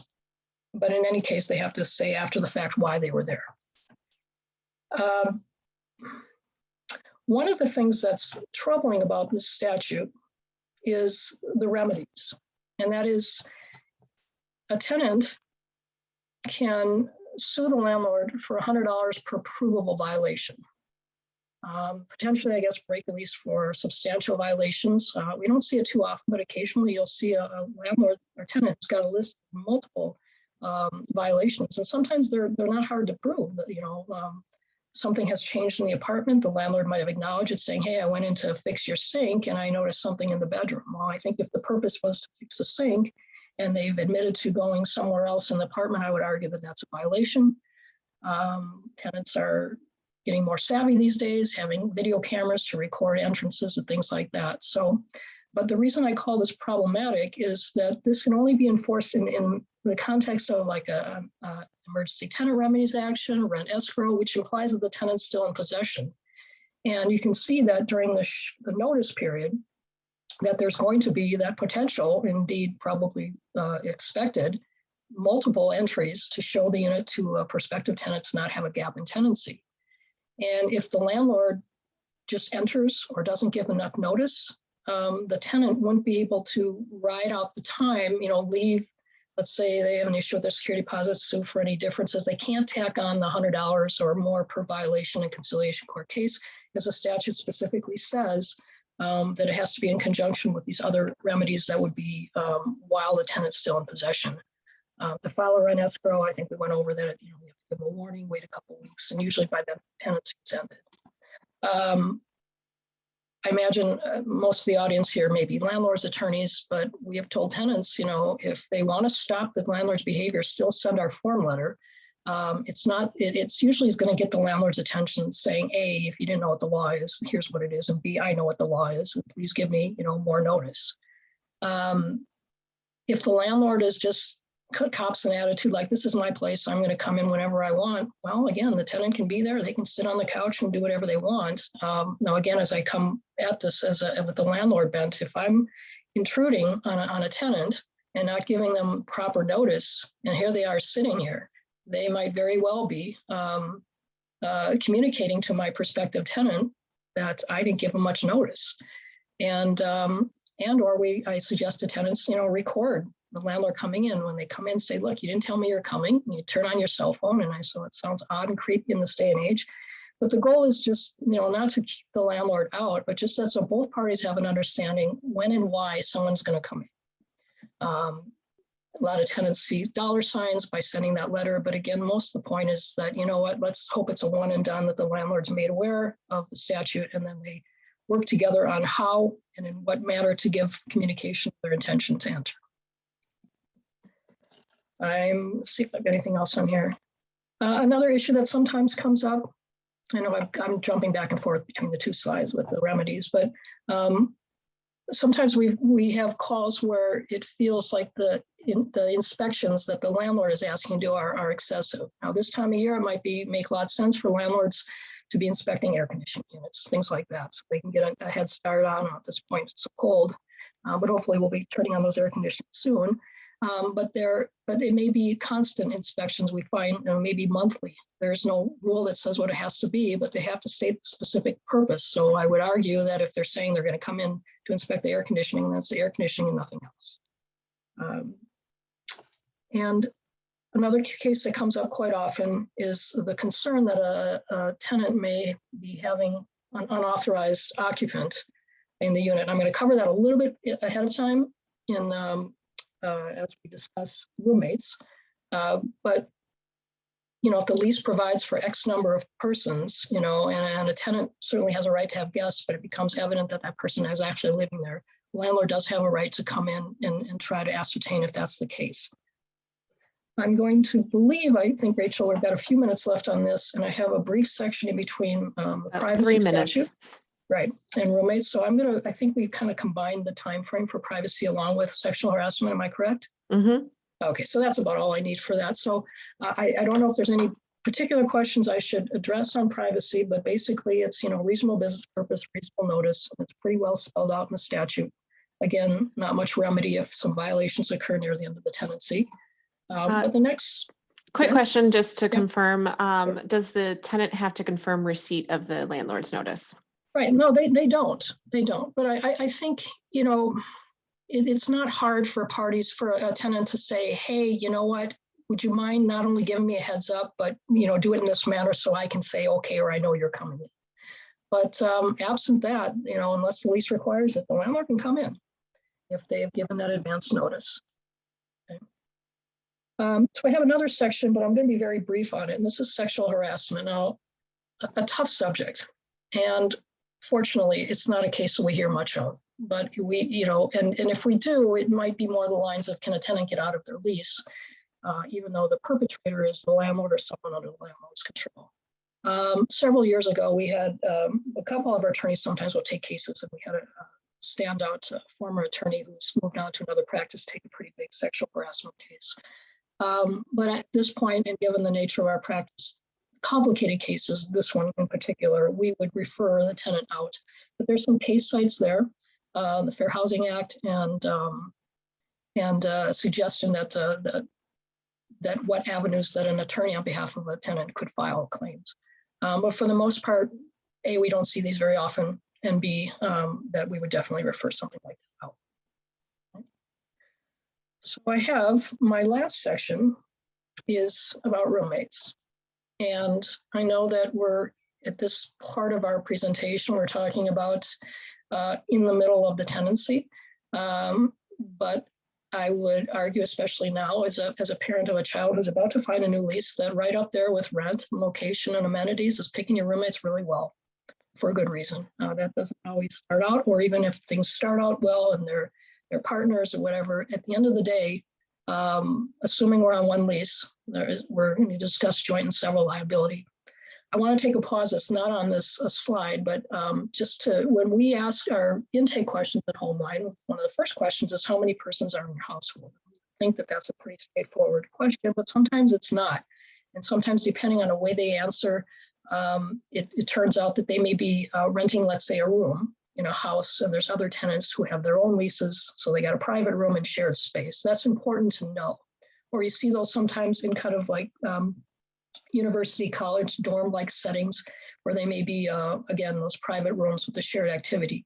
The reason this matters, or for those tenants who I'm not getting that answer very well, I might say, okay, if you leave, how many people go with you? Usually it's just them. So for our purposes on that issue, it's a single person on a single lease. They're the only one responsible for rent, things like that. But most leases, there's more than one tenant on the same lease. And that's where that joint and several liability comes in, meaning that, if the landlord's due $1,000 in rent and one tenant pays $500, it's not like the landlord has to chase down the other tenant for $500. They can look to both of them. They don't care where the money comes from. They're both responsible. What sometimes happens is you get one tenant who bails on the other. And so we will advise the first tenant, let's say the tenant that calls, I can't afford this, I'm leaving, which creates down the road a potential conflict of interest should the second tenant call us back. But we would explain that, you're still on the hook for rent. If you leave and the remaining tenant or tenants can't come up with the rent, the landlord would be filing an eviction, but only against those bodies who are still there. And you wouldn't be subject to an eviction, but those tenants, if they covered the rent, certainly could look to the outgoing tenant to pay their quote unquote share. And they don't have to have an agreement drawn up. It's probably, ascertainable by the way they've paid rent. But as far as the landlord and tenant are concerned, the landlord doesn't care how they get their money as long as they get all their money. And that also means that joint and several liability for damages. If there's stain in the living room carpet, one tenant, all the tenants are responsible, but between them, one tenant might say, yeah, I did it, or it was my pet that did it. So we would address it that way. Moving on, so guests of the tenants, okay. The tenant's allowed to have guests. Some leases may restrict or define what is a guest, a number of days consecutive, number of days in a period of time, 6 months, 12 months. Kind of the definition of a guest, just like a hotel guest, is if you check into a hotel, you have someplace else you live, unless you're in a long-term stay and that's where you live. So, but if a landlord believes that there's really not really a guest, they're sneaking someone on, they're living there, then back to that privacy issue where a landlord has a right to see if someone's violating the lease, and it could be grounds for an eviction. Now that eviction, whether it's because let's say one roommate has a guest and the other one doesn't, or one roommate's engaging in illegal conduct, the same thing, right back to that joint and several liability. And that is, doesn't matter if you yourself did it or your roommate did it or your roommate's guest did it, you're all responsible. When we discuss there that generally a tenant's liable or responsible for the guest activity, sometimes the chain of events stops then. That is, I invite somebody over, we're having an okay time, and then we're not getting along. And I ask that my guest to leave. Now I've asked them to leave. As they're leaving the property, we get this case every once in a while where they do some bad things in the common area, on the way out, disturbing other residents and damaging things. So the landlord turns to that tenant and said, look, you're responsible for your guests.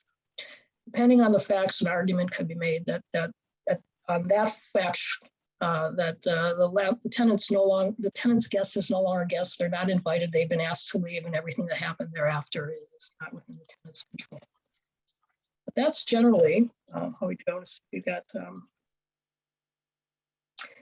yeah, and back to that unauthorized permanent occupant, as I mentioned a little bit before, in the privacy, the landlord can enter if they believe that that there is somebody who's living there. As far as for a tenant to prove that, nope, this is a guest, they live somewhere else, we often suggest that their guest come up with a lease that shows that they reside at a different address or utility bills to show that. But you get into a lot of, couples, they're frequently at each other's place. They still have another residence. What the landlord's trying to get is not having someone added to the lease for which they haven't screened.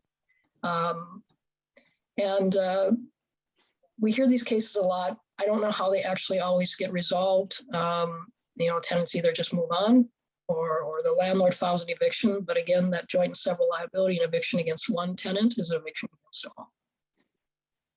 So I think I buzzed through these pretty quickly. Rachel, are we? Yeah, I've been doing great.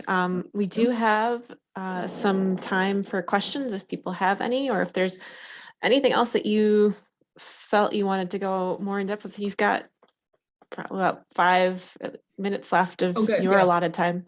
Okay, I speed talk. So I did also have that same notion of joint and several liability, not just for acts, but paying the rent. It's the same thing with security deposits. So a lot of times, the real confusing cases are where there's like a revolving door of tenants. But let's just say this is a multi-tenant lease. They all start and end at the same time. No one's coming in and coming out. And let's say the deposit was paid by one tenant, maybe the other one's paid that tenant back. Now the landlord's got to return the whole deposit. The landlord has a right to send it back to the tenant who gave them the money or disperse it among the tenants if advised. A lot of landlords probably prefer the latter. And sometimes what happens is you get tenants who aren't speaking to each other and they can't coordinate that. But the landlord's under no obligation to figure out, well, okay, so the stain in the living room was for tenant A's pet and not tenant B, and I'm going to take a little.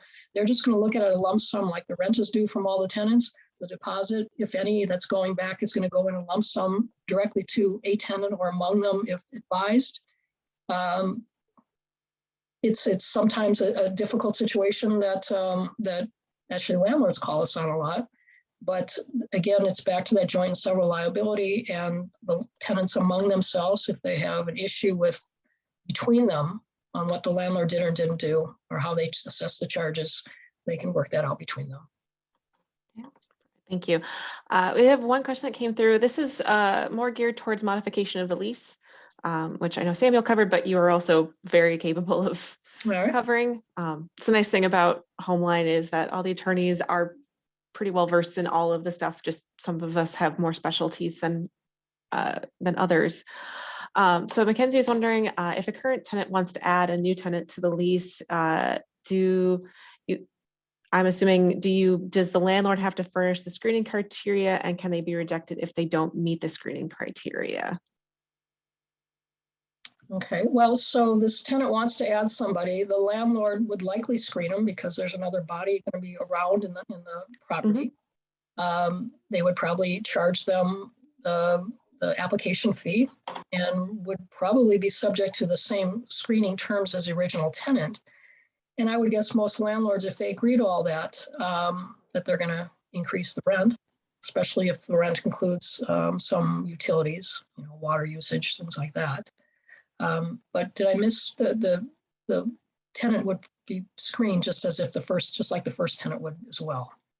Although financially, probably unless there's a huge rent increase, if the existing tenant has already been able to cover the rent, adding another person at the same rent or a modest increase probably isn't an issue. It's probably the criminal background that landlords will be concerned about on an add-on lease.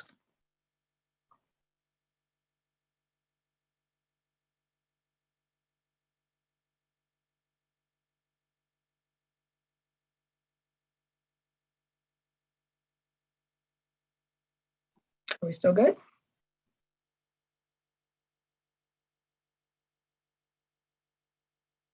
Okay, I'm not hearing anything, and I mentioned to Rachel I might have had some connection issues, so I'm going to hope that I'm still on because I'm not hearing anything. That is because I was not unmuted. I was muted when Okay. I was talking to you. Okay, sorry. You know what? Sorry. I've been we've all been 2 years at home, and everything works until that second. You're not sure if it's not working. So we're good. So Yep. yeah, Sorry, that was my fault. I hope I addressed Mackenzie's question. Okay. And then, yeah, sorry, Anonymous, is asking about landlord questions. We cannot take landlord questions on the hotline. Sometimes landlords try to call us, but we're not able to advise landlords on the hotline. No. So yeah, tell them to, tell them to have their tenant call us. Yep. That'll help. That'll work. We specifically help tenants. All right. So that is, I think, it for questions here. So we're going to take another quick break. Be back around 2:05. If you're going to run off quick, and we'll be switching over other presenters. So thanks, Pattye. Thank you. Bye. All right, folks. All right. So, yep, again, about 5 minutes break, quick, stretch yourself out. As they say in kindergarten class, get your sillies out, recenter yourself, and we'll get into what happens ending the lease in just a couple of minutes. Right.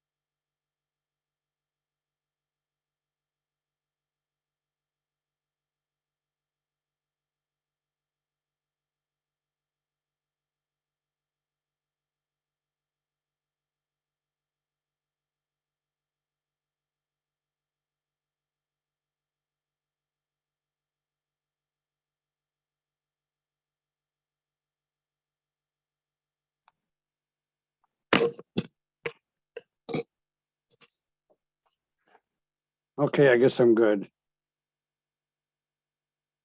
You're muted. You're muted.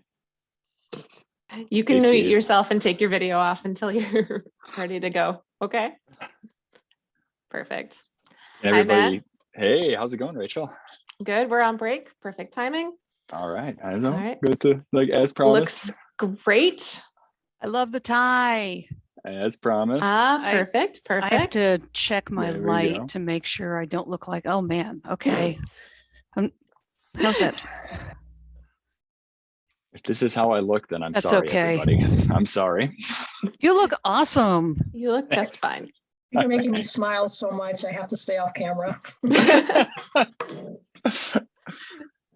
I think that's all right. This is not too tight of a close-up. I'm still glad I fit in my suit coat. I put on my pants just to show the world that I'm still wearing suit pants that fit me 3 years Nice. ago. Love the bow tie. Can I borrow the bow tie? You sure can. You sure can. But you're going to need to know to tie it. And so schedule an appointment with my wife and she'll tie it for you. I thought it was a clip-on. Absolutely not. Ooh. Absolutely not. Oh, Ooh. no. Oh, no credit here. Oh, my gosh. Flip on. So everyone knows we are allowed to the world. It's okay. Are we? That's okay. Yes, Steve, we are. Oh, no. But yeah, I can see you, Matt, and Amma. I can hear Matt. I think I can hear Amma. Yes. I Okay. Yes. Perfect. All right. So wondrous. You both look great. Much the same way as Matt, I was not expecting to come into the office today, so I actually had to like put on the whole suit. Oh, But I even put on heels because why not? If I'm gonna go, well, I'm if just you're gonna go. wear the suit, you Why might as well not? just go all out. Yep. Yeah.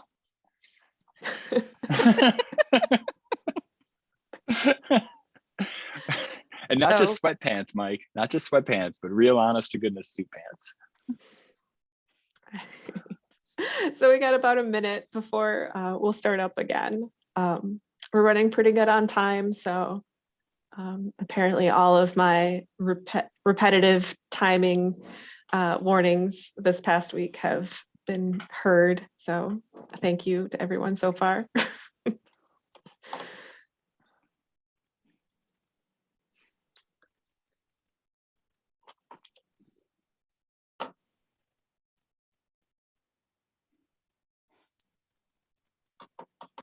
All right.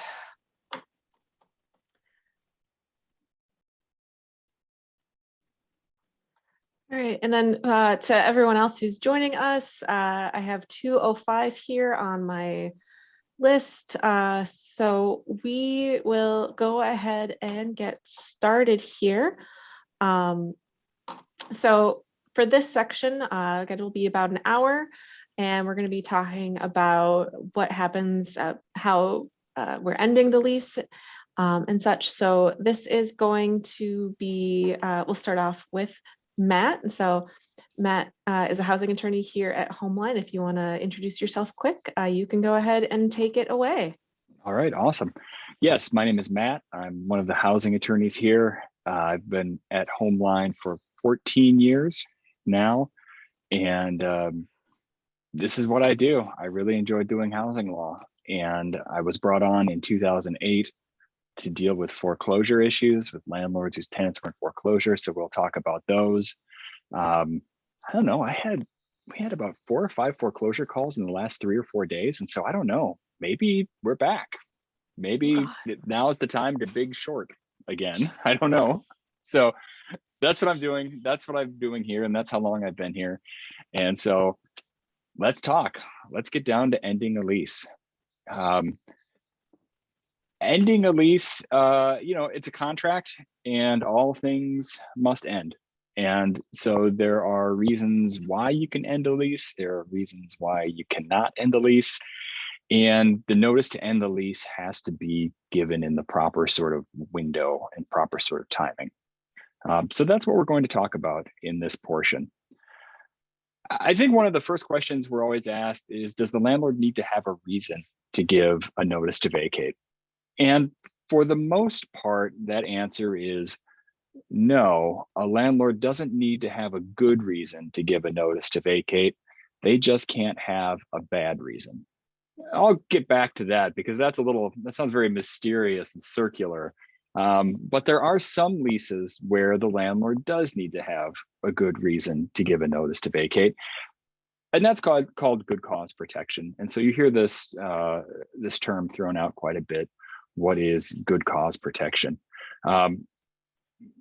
Brooklyn Center, Minneapolis suburb, has started dealing with good cause protection at a city-based level. You know, the general rule is that most leases, you don't need this good cause.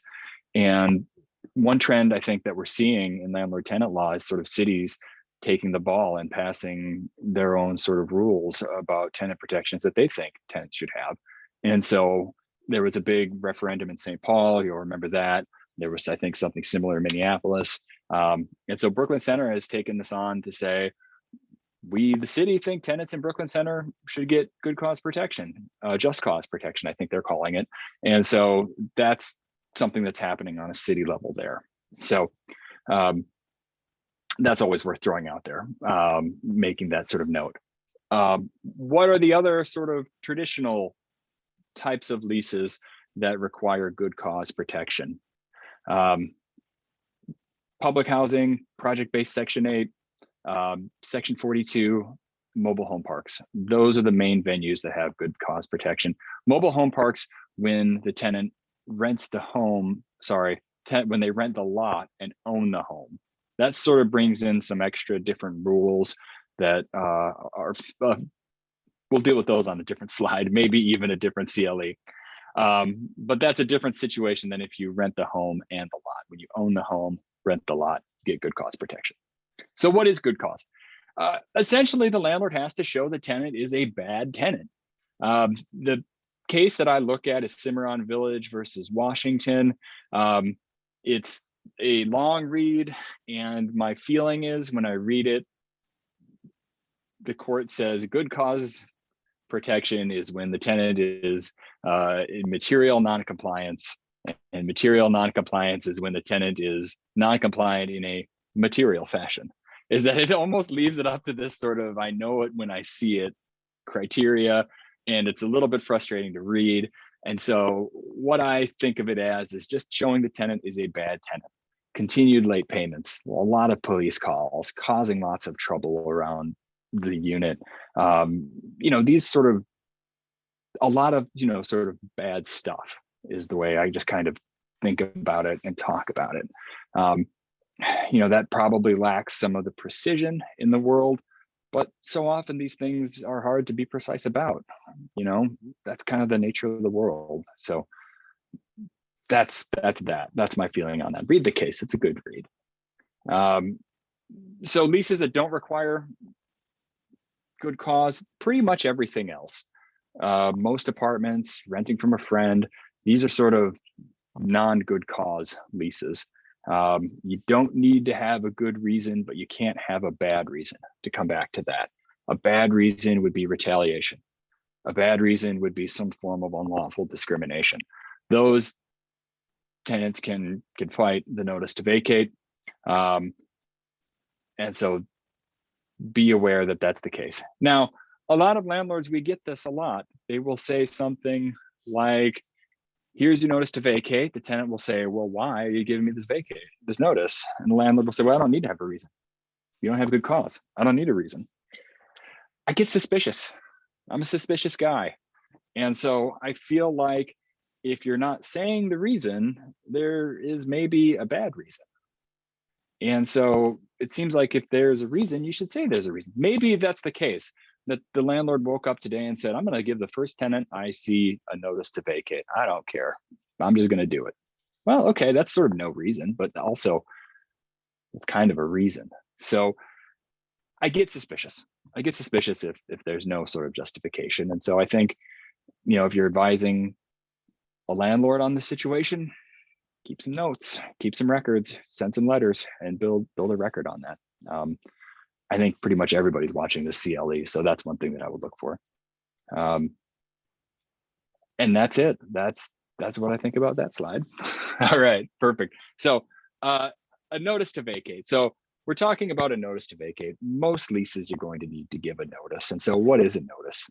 It has to be in writing. This notice needs to be in writing. I don't know if anyone's talked about what is a writing. I think emails have been pretty much considered to be writings for 40 years. I think if you email back and forth with the landlord a lot, then I think that is certainly considered a writing for this purpose. An old-fashioned letter, always considered a writing. Is a text message a writing? I don't know. I'll leave that for someone else to answer. Probably if you text a lot, it seems like it could be. But to terminate a tenancy at will, this needs to be given, the tenant needs to be given the proper notice, and the landlord needs to be given the proper notice also. This is something that goes both ways.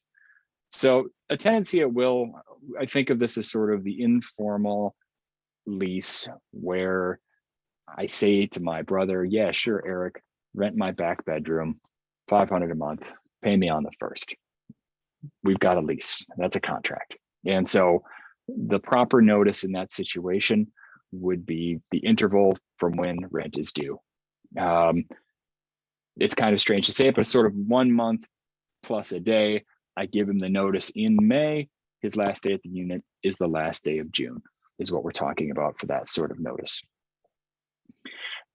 If there's no sort of interval for rent, if it's sort of this more vague kind of, I'm renting and doing work for my rent, or my interval for rent is quite longer, then we're talking about 3 months would be it. 3 months or the interval of when rent is due, whichever shorter. We've got a timeline coming up to explain it a little bit more because it is hard to talk about.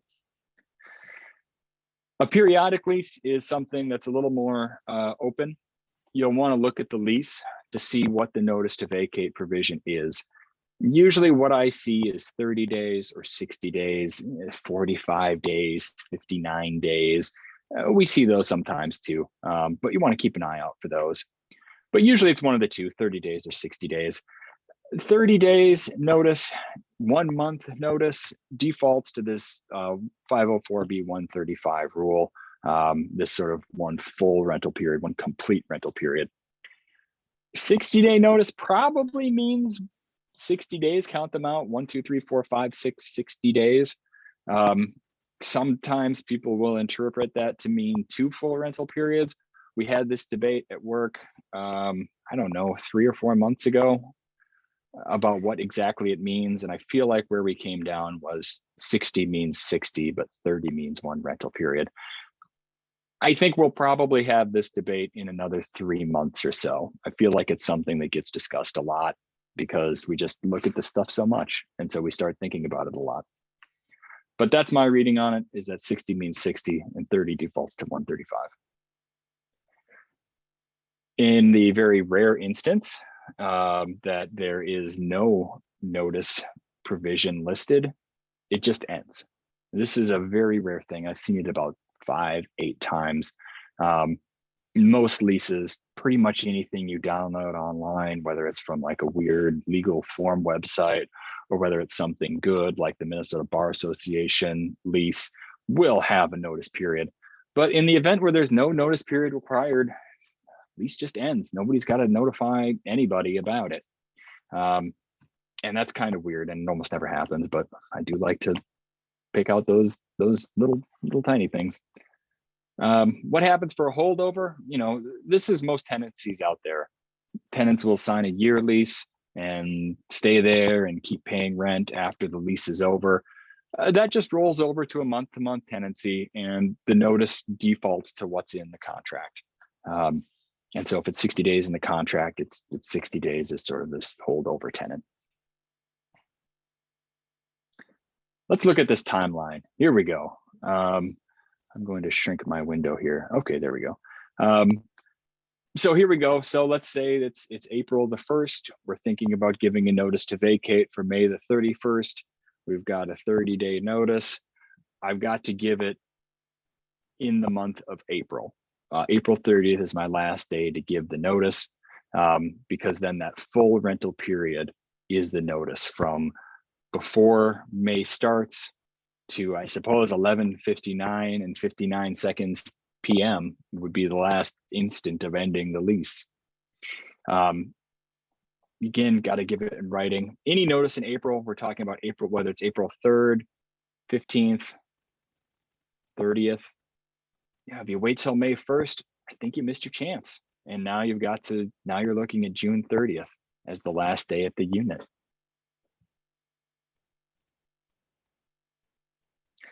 So those are the general basics of ending the lease and what sort of notice is required. I guess those notices go both ways, right? Bad notice is the same as no notice. Notice has to be valid. The landlord has to give notice to end the lease. So does the tenant. If the tenant moves out without giving the proper notice, they remain liable for the rent unless and until the landlord re-rents the unit or the notice period expires, I guess. They're on the hook for another notice period unless it's re-rented. That money's going to be taken out of the deposit, and that's someone else's slide. So I won't worry about that. So let's talk about some other stuff. Let's talk about automatic renewals. This is sort of a strange statute, and it's a confusing statute to read, and it feels like it was written on the back of a cocktail napkin 3 minutes before the legislature went out of session. I don't think that's how it happened, but that's what it feels like when you read it. And you have to read it about 5 or 6 times before it really starts to sort of make any sort of sense.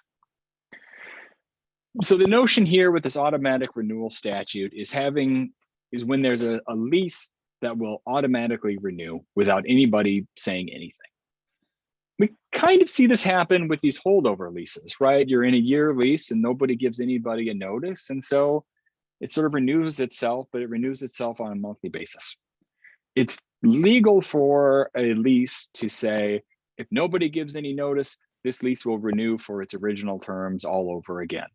That's a legal thing to do, but the lease needs to jump through these hoops that are in 504B.145.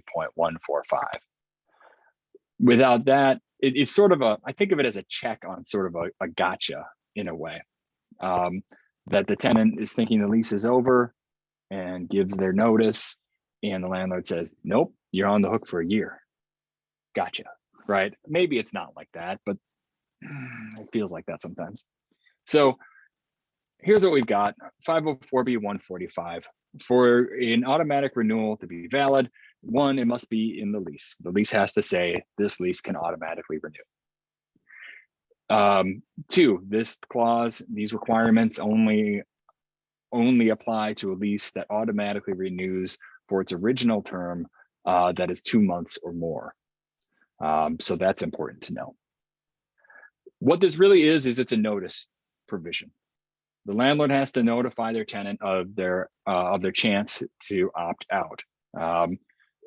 That notice has to be in writing.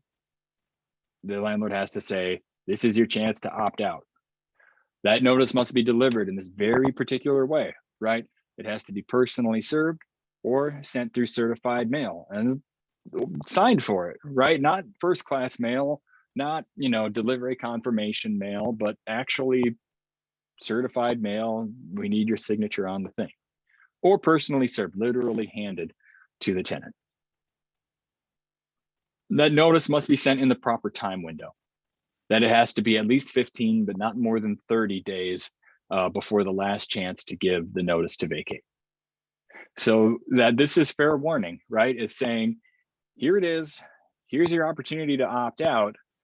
We know you have this notice, right? Like it's right here in front of you. And so if you don't want to stay, this is your time to give the notice. If you stay, you're on the hook for another year or whatever it is. Let's see the slide. Let's see the timeline. Here it is. Here's the timeline slide. And this is what the visualization helps, because less than 15, but not more than 30. What's that even mean, right? I really do have to get the calendar out and count it out. And so here we've got the year lease, January 1st start.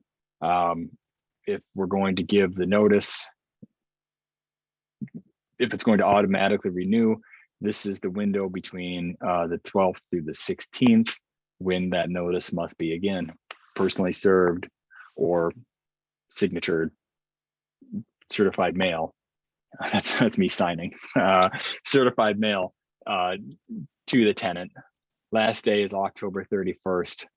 There you go. We're dealing with a 2 rental period notice here because it's 2 months or more. Last day to end the lease is December 31st is the last day of the lease. So that's what we're talking about. If the landlord misses one of those hoops, no automatic renewal is allowed. It's kaput. So that's good to know. All right. I think I've only seen a handful of those automatic renewals done in the correct way. They aren't a very common feature in most leases that I see. So that's good to know.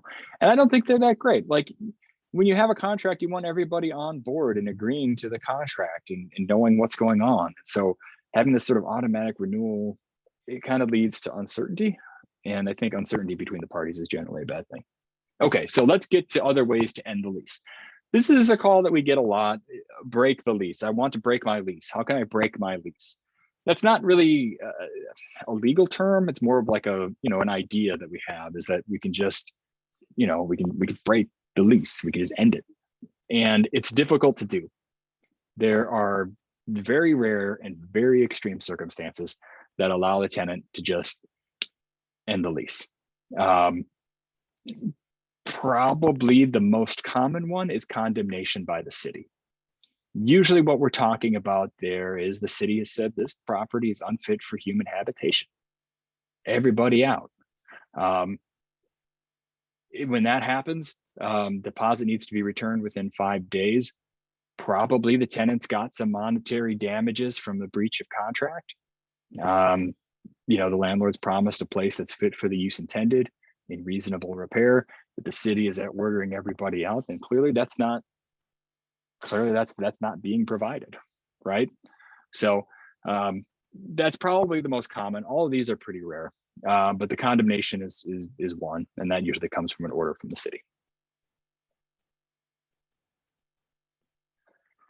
Constructive eviction is another way. It's sort of the notion here is that the property is in such bad condition, it should be condemned. It's condemnation without the city involved. It's a little more complicated. It's nice when the city is involved because you can go to this other authority and say, the city says I don't have to be here anymore and I don't owe the money. Sorry, I got distracted there. Rachael sent me a message saying 5 minutes. I don't know what it means. I think You have 5 minutes left of this section. Oh my God. Okay, let's go. Let's go. Basically, it's a non-payment of rent is what it comes down to. It's a defense for non-payment of rent. The tenant says, I can't live here. I'm moving out. Here's the keys. I'm never coming back. The landlord would then sue the tenant saying, no, you owe me rent for these months when you didn't pay. And ultimately a judge would decide, was this habitable? Was it not? There's a lot of loose ends there. So it's great to have the city to be able to defend those things, to have that higher authority. Death can get you out of a contract. That's unlike a lot of contracts. They still bind your estate. But with a lease, death can end the contract. It relieves the estate essentially from the rent liability, but there could still be damage claims. It really involves sort of a forfeiting of the deposit is what it really kind of amounts to. But take a look at that statute. That's going to be an important one if a tenant dies or a relative of yours dies or something like that. Okay, victims of domestic violence. This is an important one. Again, extreme circumstances is what it takes to break the lease, and this is pretty extreme. You have to be the victim of some particular crimes. The key thing is that the tenant needs to have a qualifying document. Usually we think of that as a restraining order or order for no contact. These other things can be qualifying documents as well. The tenant owes the rent for the month that they are ending the lease, and then the lease is terminated and the tenant forfeits their deposit. Whether that's a double deposit, half month's deposit, whatever it is, it's forfeited under the statute. And that's really what this is it's sort of a statutorily ordered buyout. It's one way that I think of it. But the tenant's got to have those requirements. All right, 3 minutes, let's get to that next one. This one is a complicated one. This applies only to subsidized housing. This talks about sort of the Violence Against Women's Act. Mainly what it is it applies to subsidized housing and is a way to terminate the lease. And also, I think the main result of it is to bifurcate any sort of housing benefit between the parties so that the person leaving isn't left in the cold, right? Literally in this situation. I won't get too involved in this because I think I'm down to about 2.5 minutes. That's the big gist of it. All right, let's go to the next one. Oh, and military service. Yes, it used to be called the Soldiers and Sailors Act. If you get orders to deploy, essentially, you can terminate your lease early.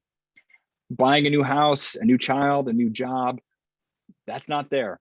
Those have to be in the lease, or it's left to open negotiation between the landlords and the tenants. Generally speaking, mitigation is not required. If the tenant just says, I want out of this lease and bye, here's the keys, I don't have a good reason, I'm just leaving, I've got 6 months left, there is no duty to mitigate on these things, is what we've been arguing, is how we read it. And so the question becomes, does the unit stay empty? I think a prudent landlord will try to re-rent. It's better to get money from a tenant than to have the speculative claim that maybe will, maybe won't pay off in 6, 8, 12, 18 months, God knows how long, right? But that's, in the meantime, I think there'd be a claim for the empty rent, for the rent for the empty unit. All right, let's go to the next one. Oh, I love my own voice. That's the thing, guys. I just love the sound of my own voice. Just these dulcet tones. Well, luckily for you, Amma's up next, so you get a break. We'll have you back in a couple minutes for foreclosures, but for now, we'll turn it over to Amma. If you want to introduce yourself quick. Can you hear me? Yes, We you can hear you. So I'm Amma Carrion. I'm one of the supervising attorneys at the Homeline's hotline. I left Homeline for a hot second and did some trial work, and then they called me back. And here I am. I started at Homeline as a staff attorney and also handling all the Spanish calls. Now I'm doing a little bit of a different type of work. But anyways, I am covering the fun world of lockouts and shutoffs. And so I think my recommendation to landlords and landlord attorneys is like, just don't. That's sort of the easiest way to address it. Utility shutoffs, it's not just cutting power or water or gas or interrupting it. It could also be removing the toilet or the shower head so that the tenant can't actually use facilities. In terms of if you have to do a repair, that's technically not necessarily considered a shut off. You should notify the tenant immediately. And if you're the tenant who's woken up at 6 in the morning getting ready to work, by the way, that has happened to me, and there's no water, just know that just contact the landlord. It's usually that there was a leak and they had to cut off the water to the building to do the repair. Landlords usually send an email or knock on doors to let people know when the repair is done as quickly as possible. Now, if there's bad faith involved, which is the main issue here, to call it a shut off, tenants can actually get treble damages or $500, whichever is greater, plus attorney fees. And how they would do that is they would basically file a petition in court. At Homeline, we've seen tenants get claims in as fast as 15 minutes. So this is why I go back to the just don't. It's just not worth it, especially because then they can get damages. Minnesota statute that handles this is 504B.221. And we can go to the next slide, which is the lockouts. So this is my all-time favorite one because I did some lockout petitions in court. So this is when the landlord decides to change the locks. And like even with the shutoffs, you can basically file the lockout petition. But it's basically, again, in bad faith. This is not, someone broke into the unit and the tenant asked you to change the locks. That's not what it's about. This is not someone who had to get a restraining order against a partner and ask you to change the locks. That's not what we're talking about. What we're talking about is you want the tenant out because you want to have them removed from the property, but instead of filing for eviction, which is the proper channel, you just change the locks and throw their stuff out, which is usually what goes along with it, or hold it hostage until they pay you. And that is, again, the tenant could seek treble damages or $500, whichever one is greater. And if you throw out their stuff, they can sue you for the value of that stuff. And also very important is that if you engage in a lockout or a shutoff, this is a criminal misdemeanor. It's Minnesota statute 609.606. And in terms of the Minnesota statute for housing, it's 504B, I'm sorry, 0.225 and 504B 0.231. In terms of cases, what we look at is what is occupying a dwelling and the legal right to occupancy. And that's, I'm totally going to butcher this, Koshira v. Driggs. It's a 2016 case. And, like Matt says, go read the cases, they're fun. I personally laugh at the statement of facts. That's why I went into law. It feeds my need for like random gossip. But just know that if you're a landlord and you feel that a tenant sort of got, are you okay, Rachel? Okay. A tenant got filed, they're alleging that you engage in an improper lockout or in a lockout, and they went to court and they got the lockout reversed, and you think that this is incorrect, you can go to court, ask for an evidentiary hearing, and present the evidence you have, and then the court will make a final determination on the matter. Interesting story. The case that I said that it was a 15-minute situation where the tenant went through court, it was ex parte. The sheriff went and kicked the door down to let the tenant in. So just know that, and you can't bill the tenant for that, by the way. Sheriff breaks the door. That's not the tenant's responsibility to replace the door. That's your responsibility as a landlord, because they weren't the ones who broke it. And kind of best of luck going after the sheriff to pay for said door. But basically, going back to it is just don't do it. If you want to get a tenant out, don't lock them out. Don't shut off the utilities. Don't remove the toilet. Don't take the stove away. Don't do things that would basically be equivalent to removing them improperly, because it will cost you. It will cost you, it's probably doors being broken by the sheriff. It will cost you money that you will have to pay the tenant. It will cost you attorney fees if they've been represented by a tenant, including people who have been using legal services, legal aid. Legal aid will pursue attorney costs for issues like this. So just don't. That's the takeaway from this. Yeah, that's what I have for you. Perfect. Thank you, Amma. You got done with plenty of time to spare. So I'm going to take some of this time back to ask some of the questions that have been coming in. So if you've got any questions about lockouts and shutoffs, please put them in the Q&A. I've got a couple of questions here specifically on the stuff that Matt was covering. So Daniel is asking quick about periodic leases. Can the notice period be less than one full rental period if it's written into the lease? I suppose it could be. Yeah, I mean, I think it's a little bit anything goes in the lease. I mean, if you can have the 0 notice period, I suppose you could have a 1-day notice period. Yeah, I suppose so. Yeah, I think prorating the rent is going to get complicated in that part as well. Yeah. I So, guess I would say to that is if it's the same notice period that the tenant has, because then the tenant gets to choose. If the tenant has to give 30 days and the landlord's like, well, no, I just have to give you 2 weeks, the tenant really gets to pick. So.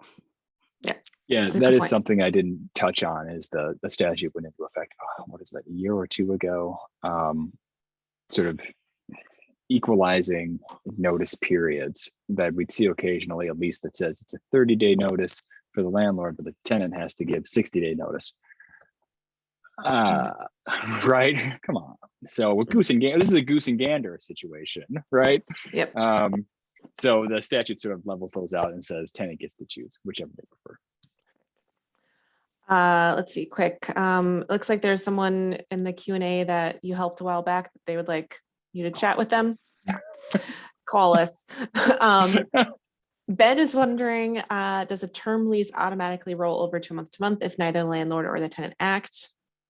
Yes. Yeah. Yep. And then Anonymous is asking, does VAWA apply to those receiving a housing subsidy? Yes. Yes.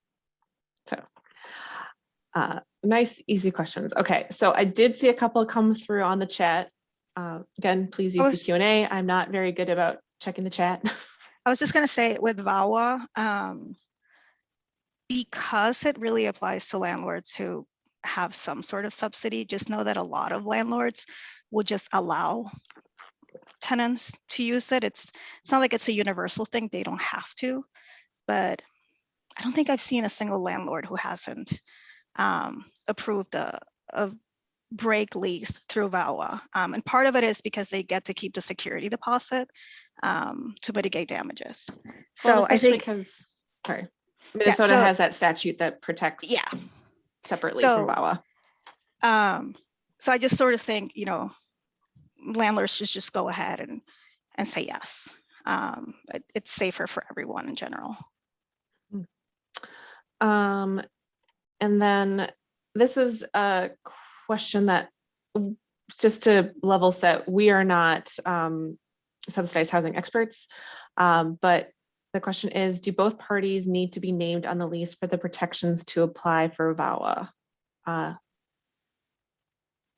And I certainly don't know the answer to that. No, I mean, the way I would see this is if you have a boyfriend or a girlfriend or a partner, they don't live with you, but they've been abusing you and you need to leave the lease for your safety, it doesn't matter. That's why you're breaking the lease. And so VAWA kicks in. Perfect. Thank you all very much.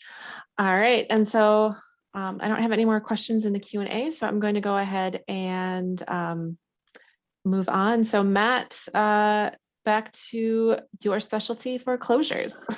Foreclosure is like visiting an old friend again. Just you fall right back into those same rhythms that you had before. Yeah, so this is foreclosures. This is why they brought me to Homeline 14 years ago. That it would be a 1 year, maybe 2. How long could it last? We said. The gist of a foreclosure is that this is how the bank repossesses on a loan, right? A mortgage is a loan that's secured by the asset. The asset is the house, and so the borrower goes into default, and the foreclosure is the process to sort of assert the rights of the lender to get the home as the asset to the lender. This affected tenants, affected a lot of tenants, still affects tenants because tenants are living in these foreclosed properties. And what we were seeing was they would just get the sheriff showing up and say, you got to go, it's foreclosed. Or the bank or a realtor or the landlord would say these things. Nobody knew what the rules were. And so they brought us here they brought me in, and we passed a bunch of statutes too. They did good work doing that to sort of put some rules in place and give a little more clarity to it all. So the foreclosure process itself, fairly lengthy, all things considered. Usually the tenant doesn't know a lot about what's going on until the landlord misses 4 or 5 missed payments, at which point the lender will schedule this sheriff sale. The occupant of the property gets notice of the sheriff sale, usually 4 to 6 weeks before the sheriff sale happens. The sheriff sale is an auction. Anybody can go to the sale and bid on the property. Bidding starts at the amount owing on the property, typically. Bids must be made in cash or with a cashier's check or proof that you are the lender. I've been to one of these. It's not very exciting. Nobody's talking fast. Nobody's wearing like a big hat with the gavel, right? It's just like a deputy.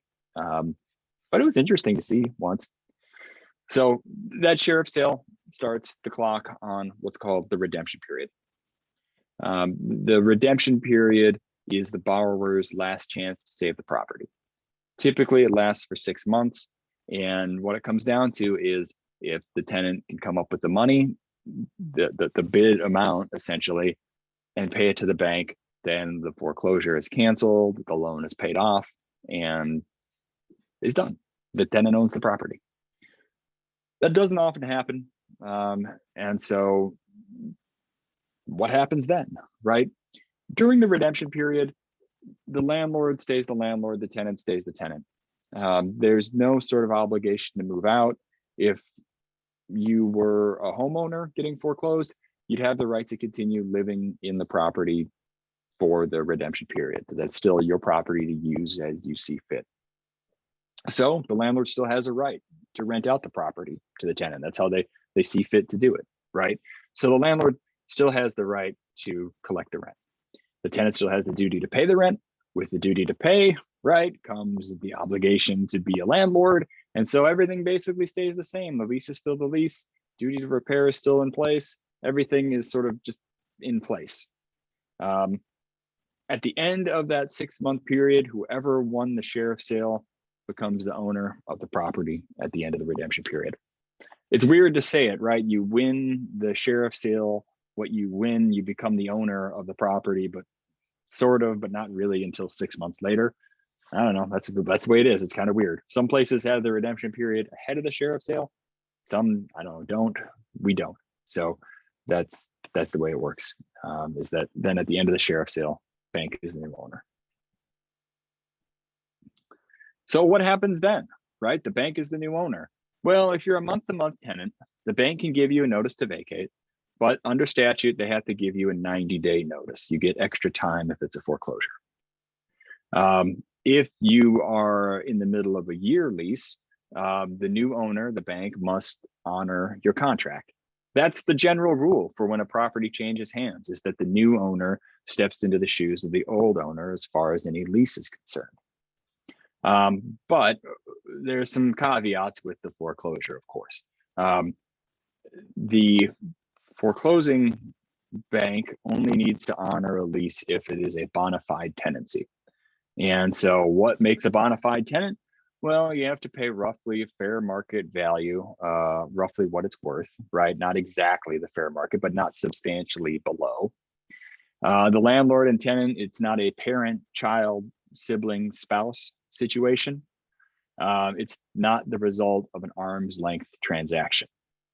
To give, and if those things are present, then you are a bona fide tenant and the bank has to honor your lease. As always, there's one more unless the bank sells the property to someone who will become an owner occupant. That owner occupant can then give a 90-day notice to the tenant, regardless of the lease. How about an example of someone who was not a bona fide tenant? I will give this because it's amusing and it satisfies my need to believe that there is no limit to human creativity. So what this was a larger house, and it was owned by a guy who owned it, and he lived there, and he rented out several rooms to tenants. And so he started going into foreclosure.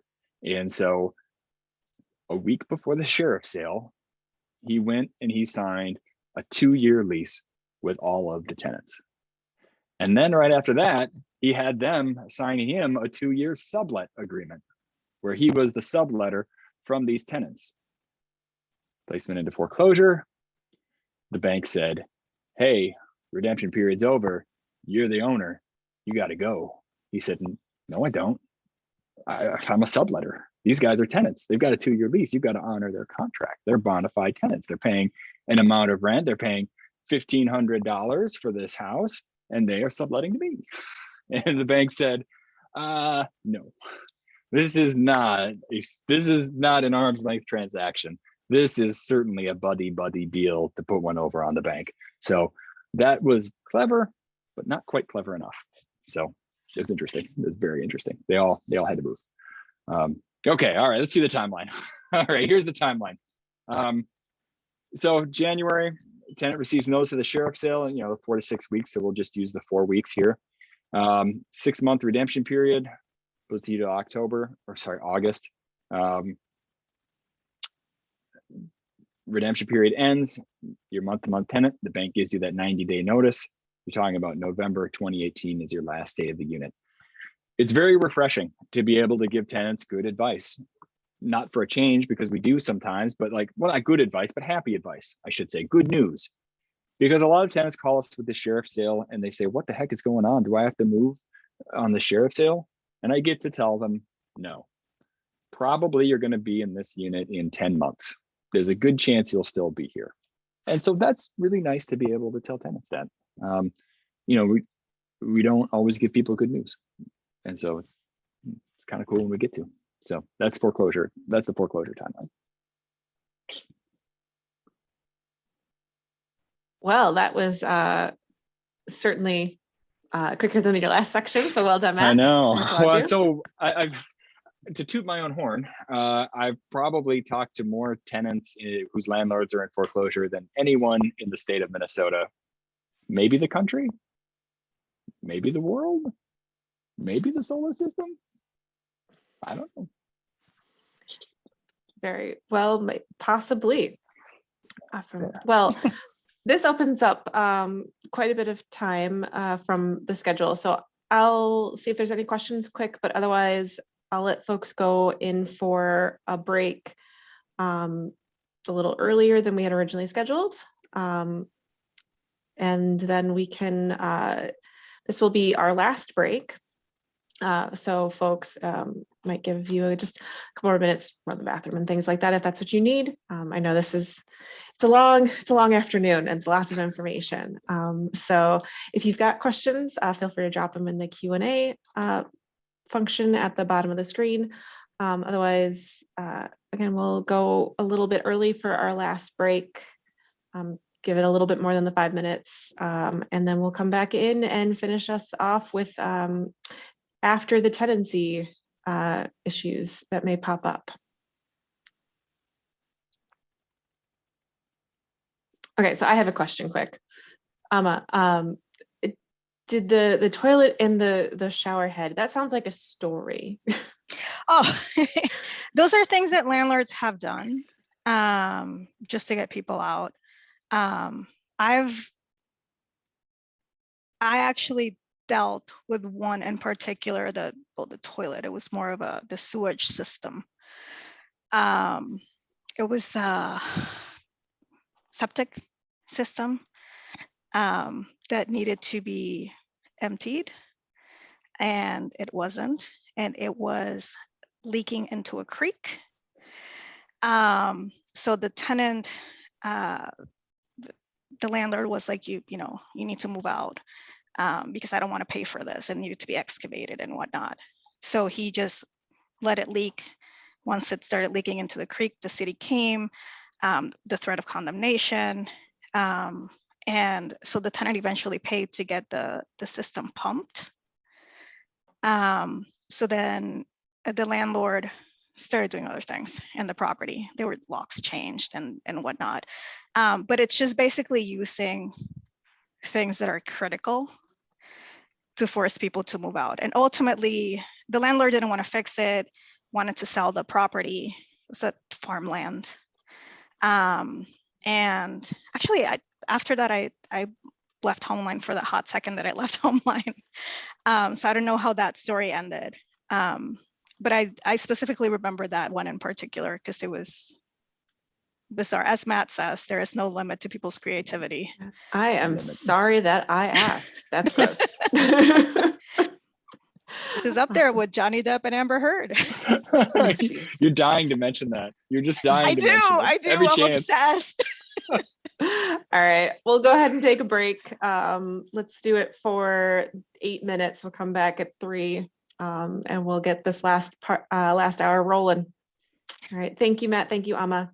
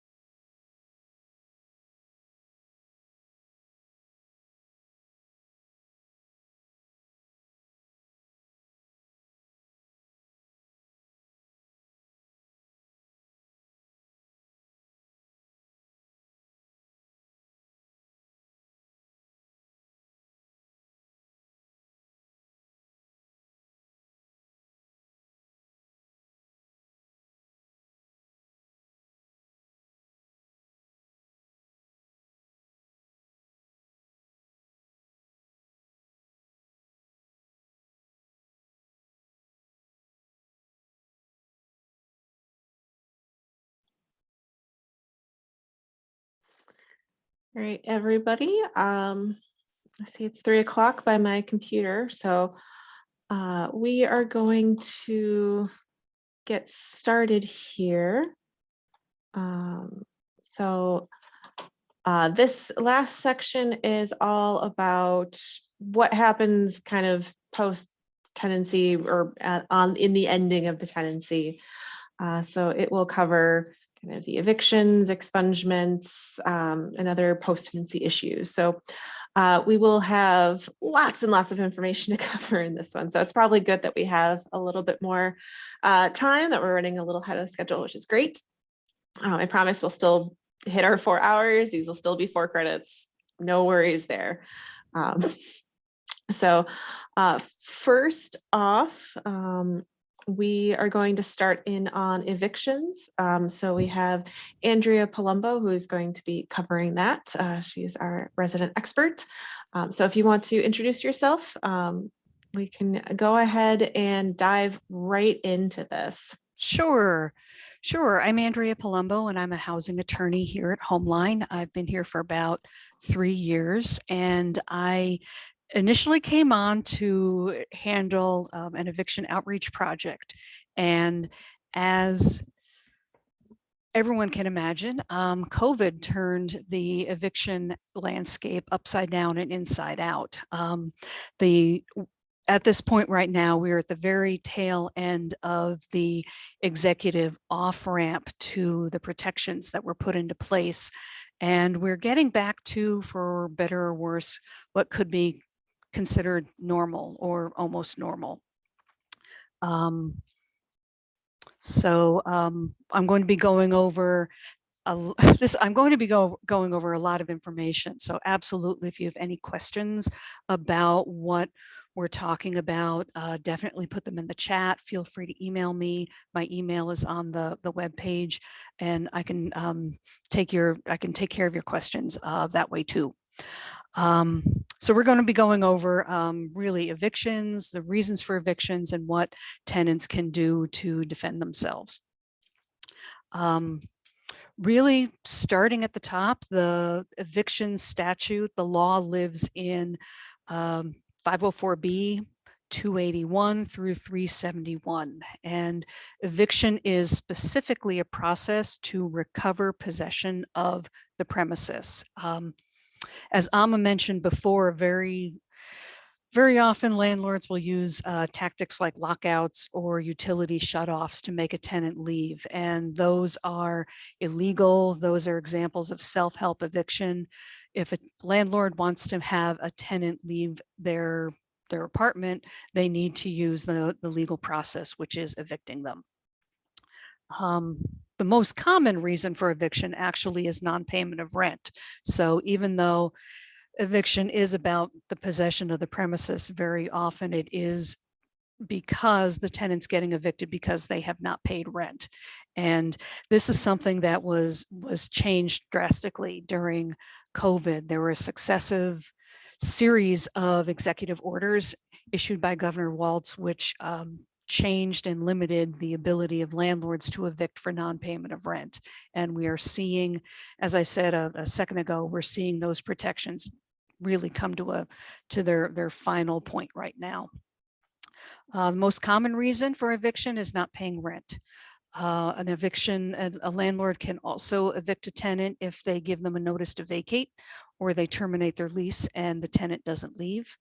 They can also evict for certain illegal activities. And this is in Minnesota statute 504B 171. Activities involving controlled substances, unlawful possession of firearms, prostitution, and possession of stolen property, and also for material breaches of a lease.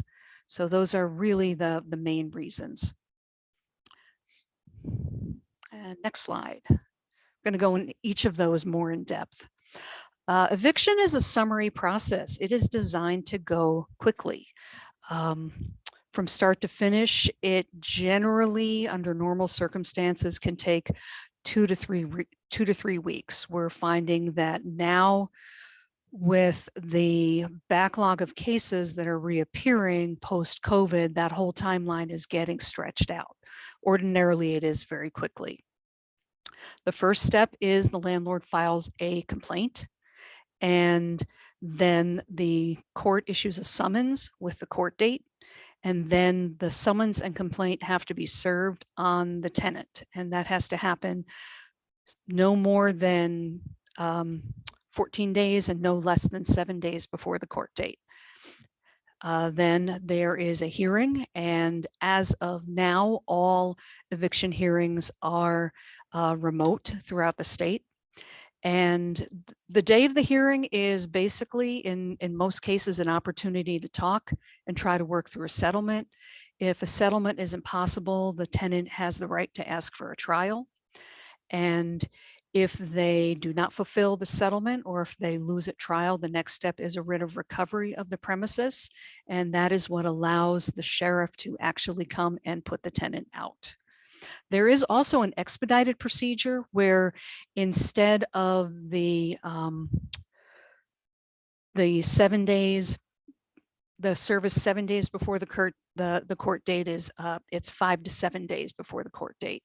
The landlord has to specifically request that the expedited process be used, and this is in situations where there is a risk to safety if the process doesn't go quickly. These are rare. I think I've seen 2 of them in the 3 years that I've been here. And there are instances where the tenant is doing something that is obviously very dangerous and putting other people at risk. There's also a penalty if the landlord abuses that. So that's really the control on that. If a landlord misuses the expedited process, they can be fined. Okay, next slide.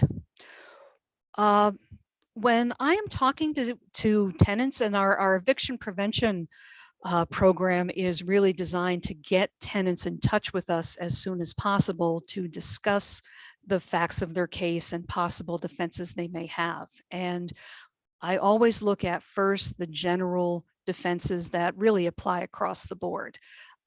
Service must comply with the Minnesota Rule of Civil Procedure, Rule 4. It has to be done properly, and there's strict compliance is required with that. Service has to be done by someone other than the plaintiff, has to be attempted in person at least twice, and they can also leave the papers with someone who lives at the property of suitable age and discretion. And then if they can't reach the tenant in person, that's when they can serve by basically nailing and mailing. You post it on the door and put a copy in the mail. Hennepin and Ramsey County have their own rules for housing court besides these, involving filing of the affidavit of service after the tenant has been served and prior to the hearing, and specific things have to be included in the complaint. And these cases are also heard by referees in most situations, I should say. A referee is someone who basically has the same power as a judge, but their decisions are reviewed by a judge before they are final. Okay, so looking at specific defenses here. For non-payment evictions, the best defense is I already paid. If the tenant has paid before the case is filed, then it should be very straightforward to get the case dismissed and expunged. And I talked to someone yesterday who was in that situation. They paid and the landlord went ahead and filed the eviction case. So that should be a very straightforward case to deal with. A tenant has a right to redeem if they are able to pay the amount of rent that is due plus the costs of the case.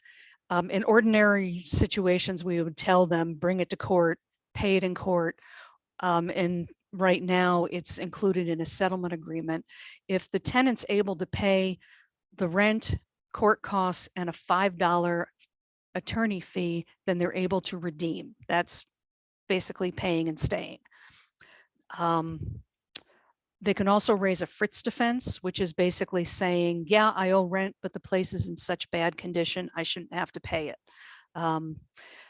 The issue with that is if someone's going to raise a Fritz defense, they are required to post or pay the undisputed amount of rent into court.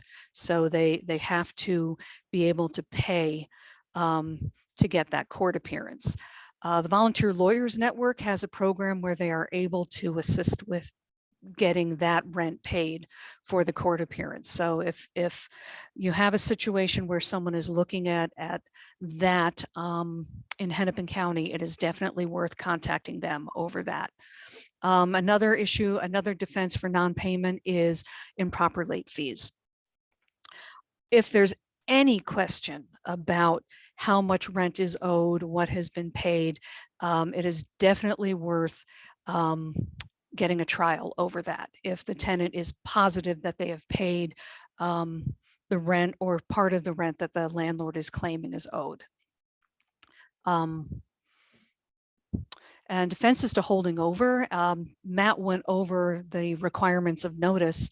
If a landlord is evicting a tenant for holding over and they didn't give the proper notice, then that is a defense and the case should be dismissed. Notice is going to be dictated by the lease, or if there's no specific timeline specified in the lease, it is a full rental period. It is not a month and a day, basically. It's a full rental period, and it must be written and it must specify the day that the tenant has to be out. It can't just be you have to leave. We are seeing landlords giving a 14-day notice to quit, a pay or quit. That is not a notice to vacate. That is a notice that if you don't pay the rent in 14 days, I'm going to file an eviction. And there's confusion about whether that is a notice to vacate. And if a landlord gives a notice to vacate and then accepts rent after the expiration of that notice, after the time that the tenant is supposed to be out, that implies a waiver of the notice to vacate. So if there's a question about, is the notice valid? When was it given? That's really what you need to be looking at in those situations. Was it proper? Was it in writing?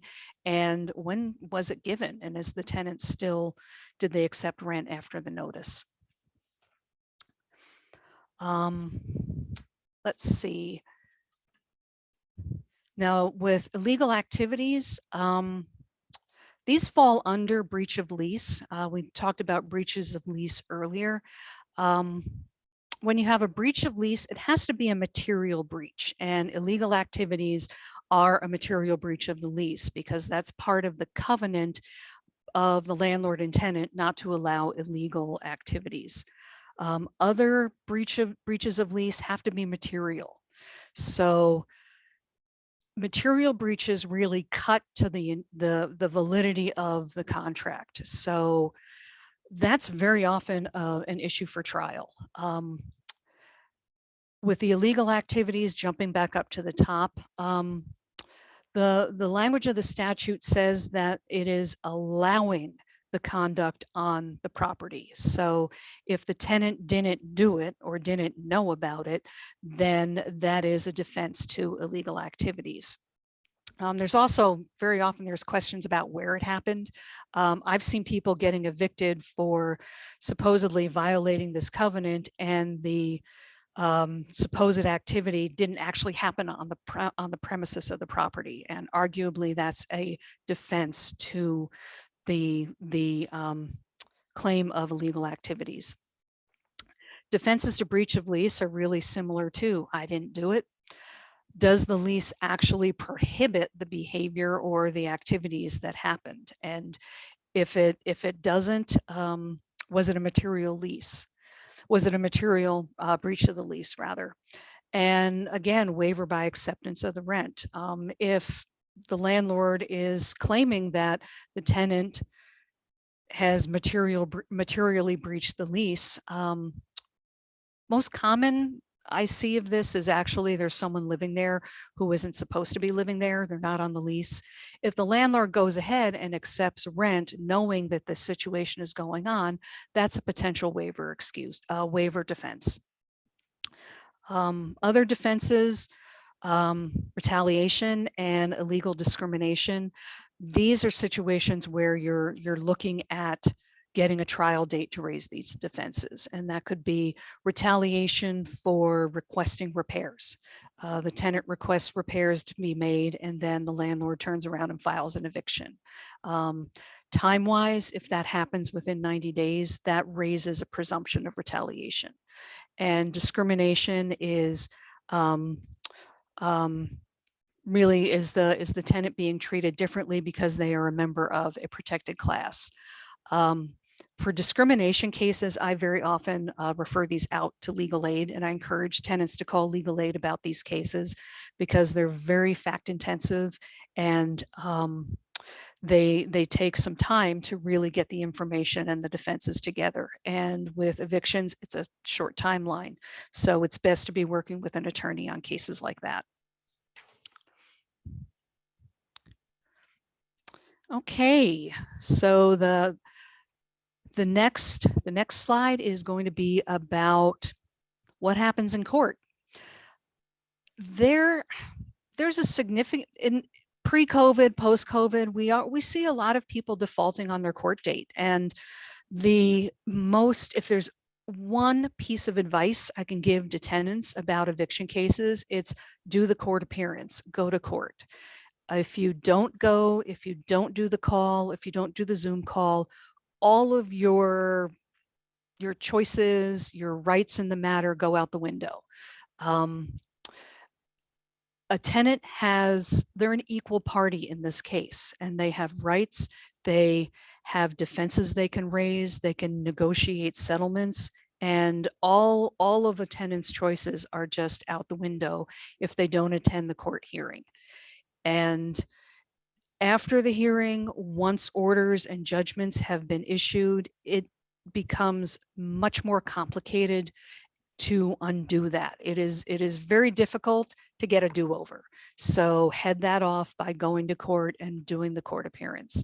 There are resources available for advice ahead of the court hearing. Us in Ramsey and Hennepin and Anoka County attorneys are available.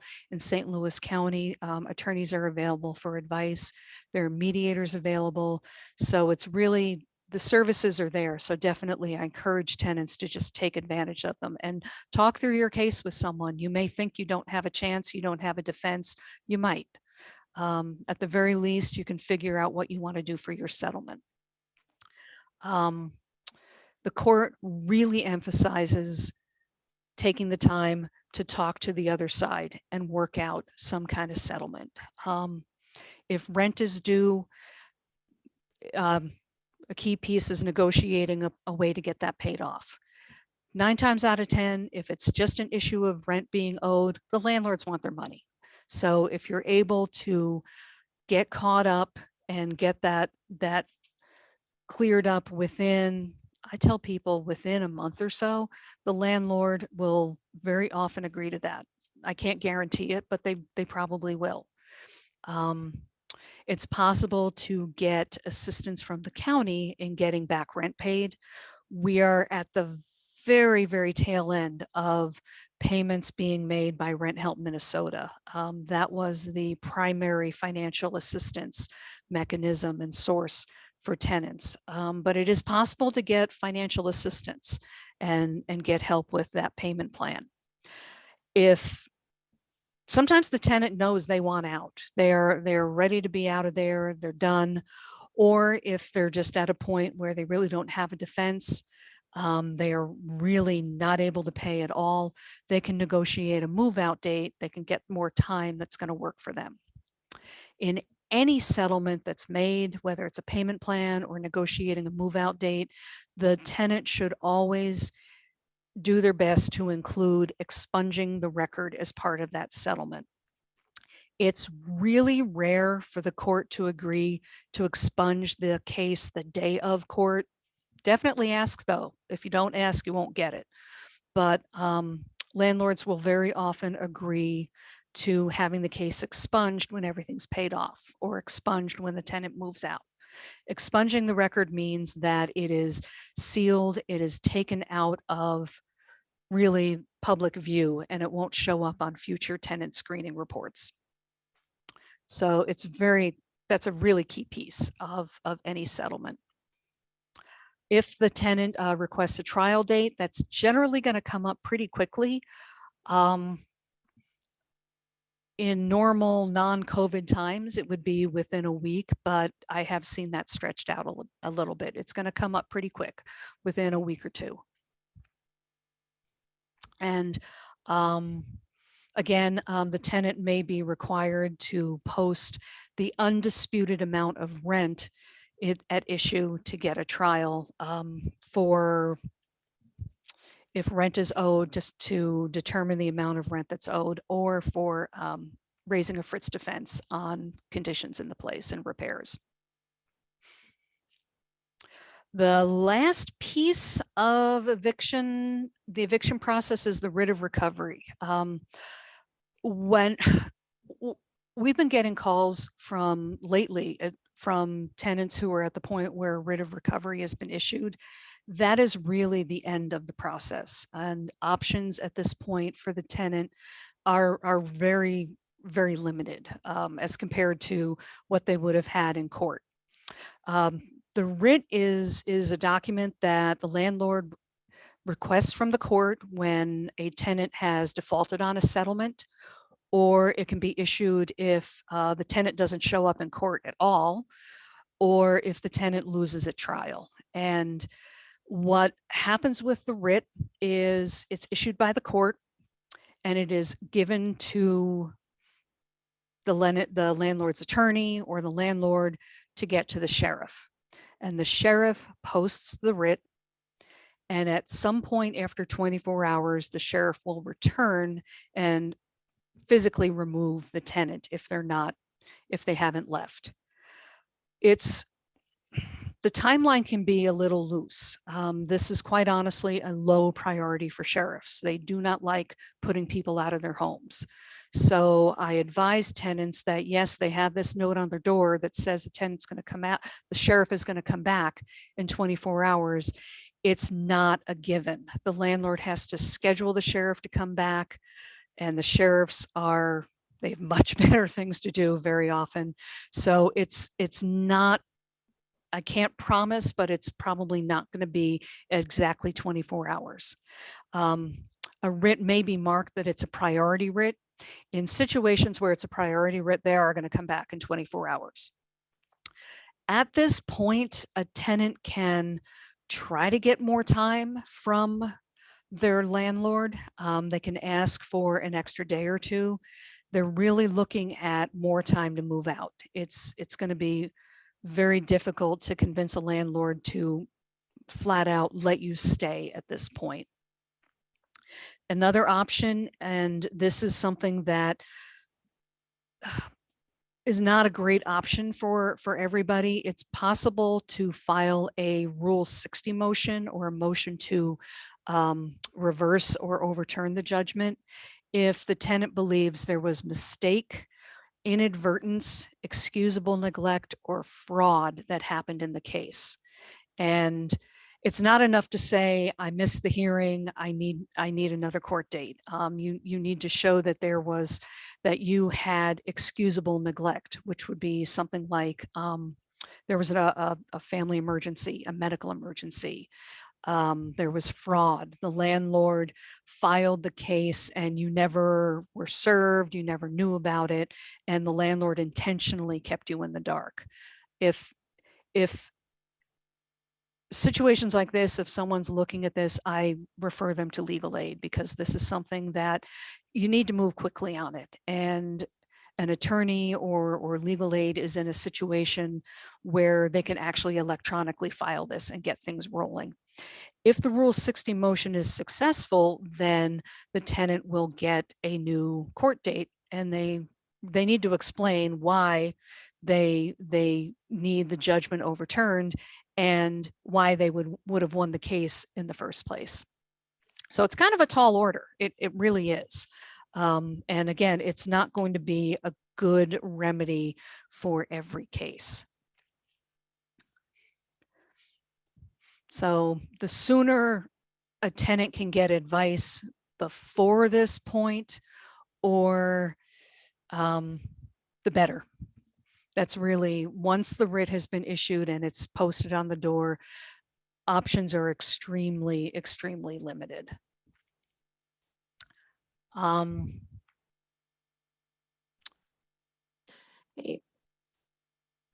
So we have a couple of questions coming Sure. through. We have a little bit of time to go through them. And then,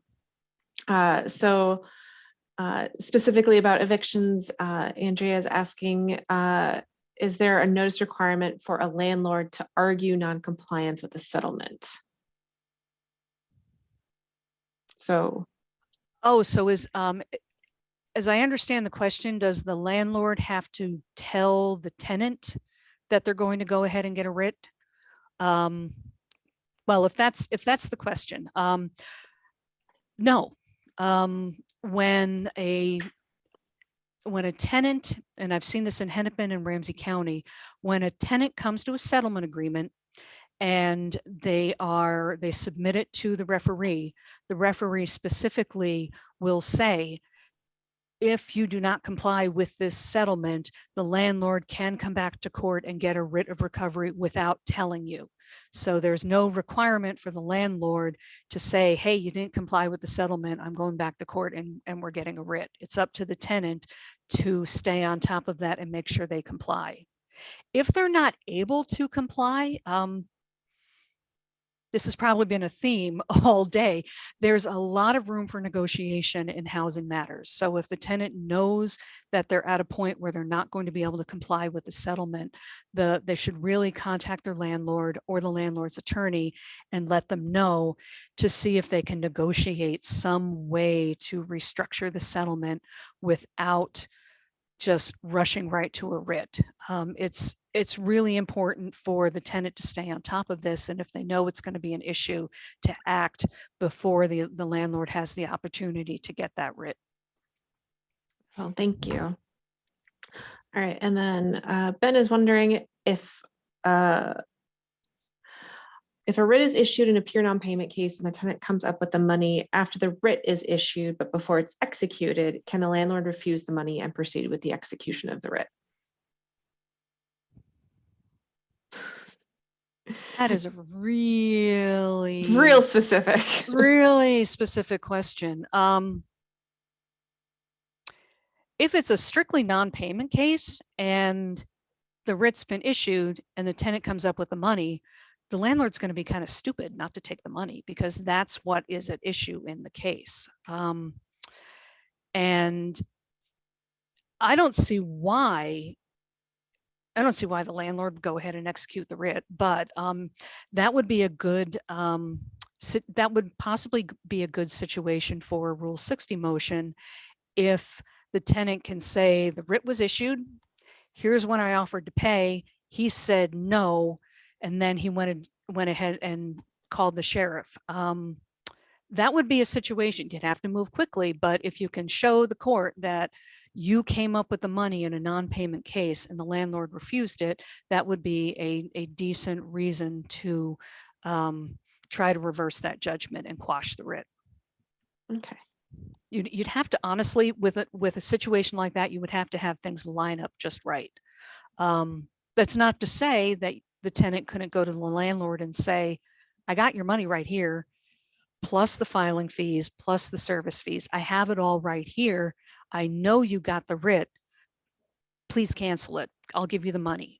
And the landlord can cancel the writ at any time. All right. Thank you. And then just, I know you mentioned it briefly, but could you go into a little bit more detail about retaliation as a defense? Sure. Retaliation, and there has been some Minnesota Supreme Court activity with this in the past couple of years. Retaliation is basically, it's a defense when a tenant can show that they asserted their rights as a tenant. And as a result of them asserting their rights, the landlord took negative action against them. And that could be increasing the rent, or giving them a notice to vacate, or terminating their lease, or filing an eviction. And previously, the issue was a tenant had to assert their rights with a government agency, like making a report to the city or something like that. And there was a Minnesota Supreme Court case that I cannot remember the name of, which is really bad because Samuel Spaid worked on it, that broadened that out to include just basically asserting the rights as a tenant. Asking for repairs is really the big thing. Complaining about discriminatory treatment.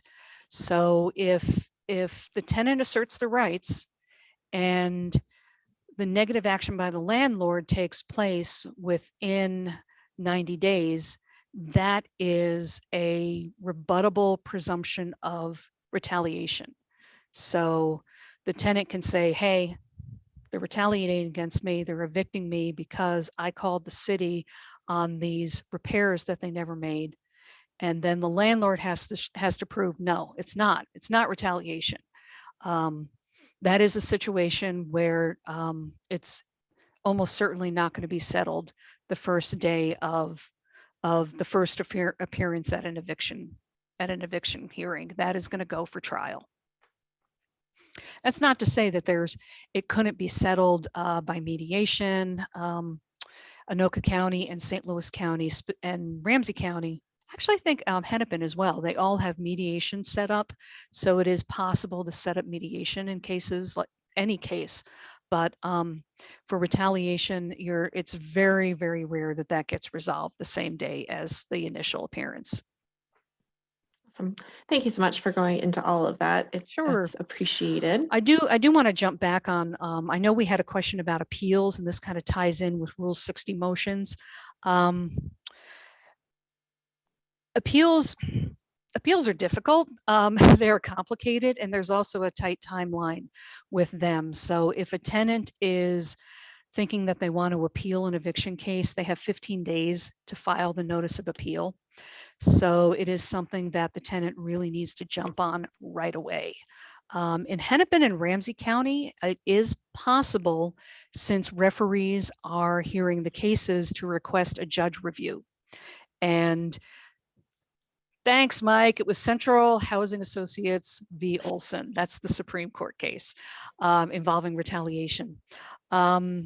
In Hennepin and Ramsey County, if the client thinks that the referee made the wrong decision, if the tenant thinks the wrong decision was made, they can request that a judge review the decision. And it doesn't stay the entry of the judgment unless the tenant asks.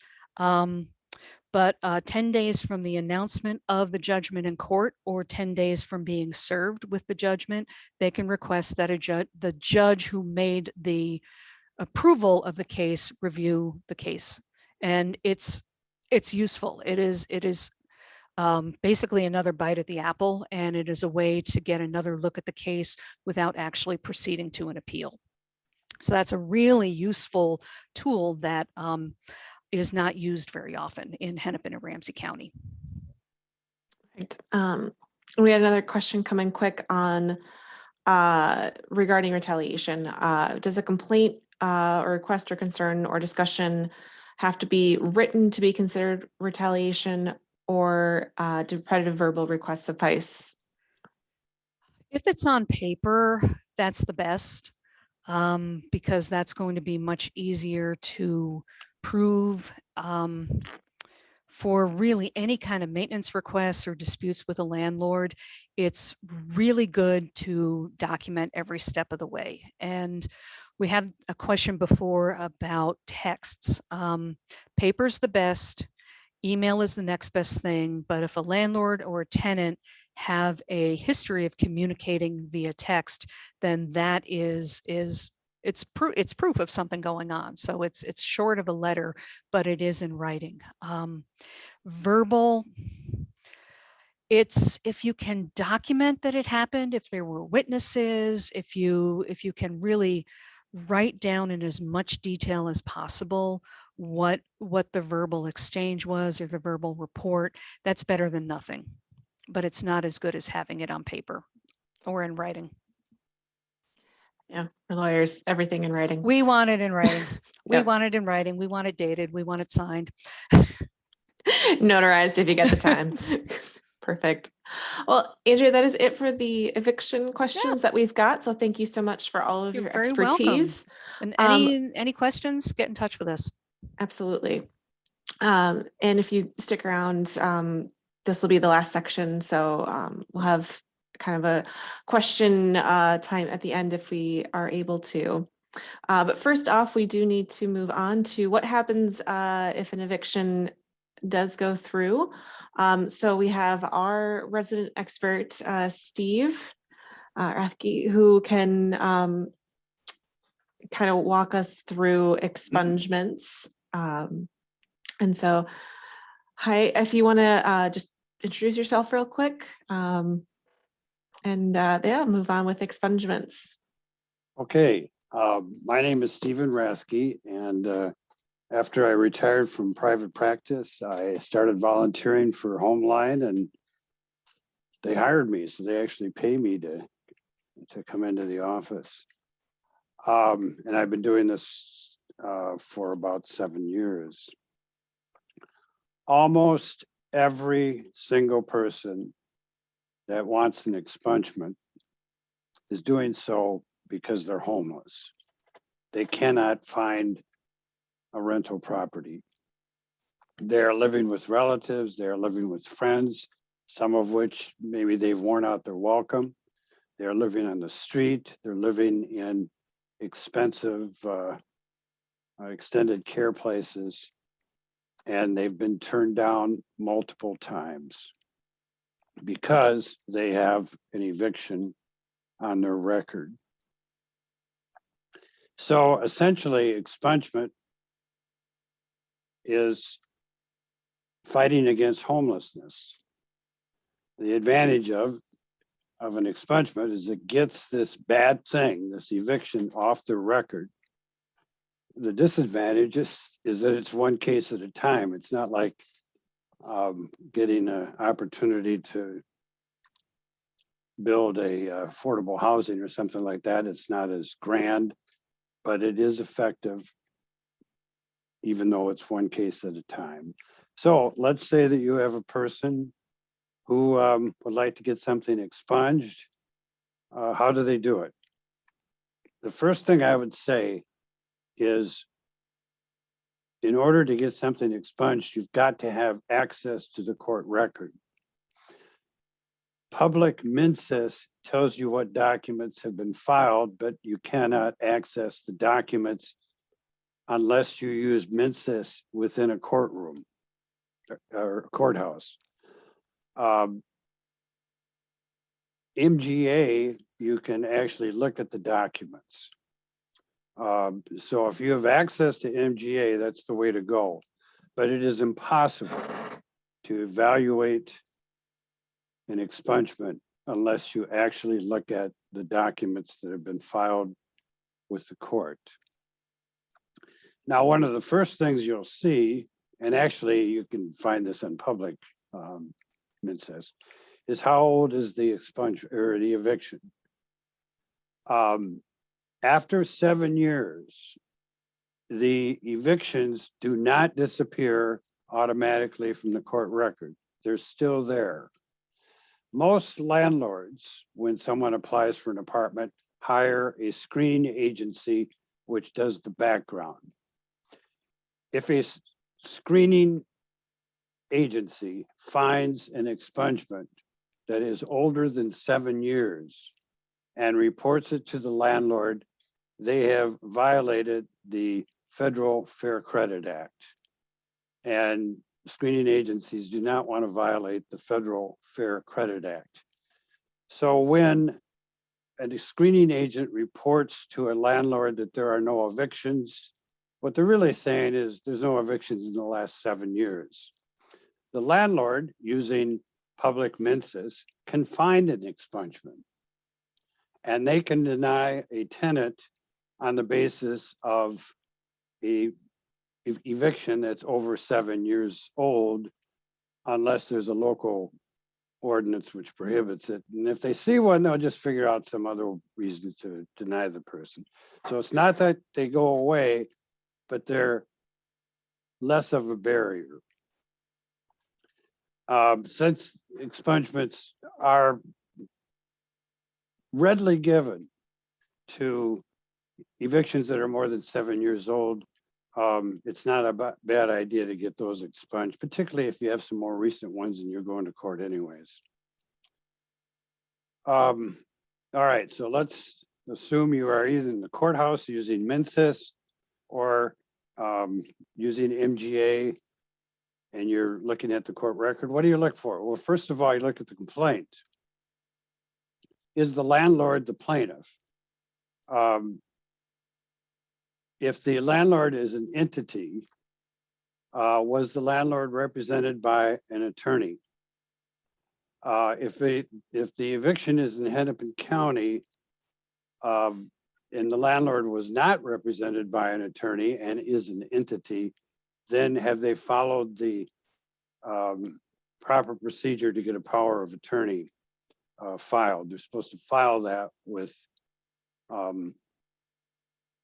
the complaint.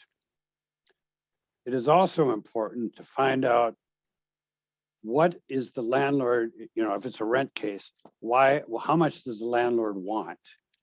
They're alleging how much in back rent, and if you add the court costs, what's the total? Get both figures. Next thing to look at is service. Andrea went through some of the service issues. There are two things that are, well, if it's personal service, it's probably going to hold up. They were served. If it's alternative, or if it's a substitute service, just make sure that they serve someone who actually lives there as opposed to somebody who's just visiting.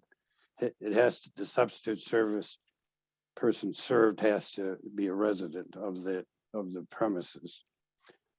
Problems often come up with alternative service or mail and post. The biggest mistake that landlords make is when they make their second attempt to serve and there's no answer, then they post. That violates the statute, which is 504B 331. And the Koski case, K-O-S-K-I, often cited, requires strict compliance. So if a landlord is using alternative service, they actually have, whoever is serving has to go 3 times to the premises, once, twice to attempt to serve, and then a 3rd time to post. So look for that. The second most common error is maybe service has occurred, but the proper affidavits are not filed, and there have to be 4 of them. Sometimes they're combined, but there are 4 that need to be filed. If service has occurred, but it's not filed, it might well has never been served. It has to be filed. So these are things you want to look at because that may be a basis for an expungement. Now, sometimes a judge will say, well, the guy showed up, so even if service was bad, they waived it by showing up. And the counter argument to that is the tenant does not have ready access to what's been filed and would not know enough to bring up that the subject of inaccurate service. Okay, the next thing to look at is the findings and the order. Did the tenant appear? Was there a settlement? Does the settlement say anything about expungement? Often they'll say something like landlord agrees that they will not oppose an expungement if the terms are met.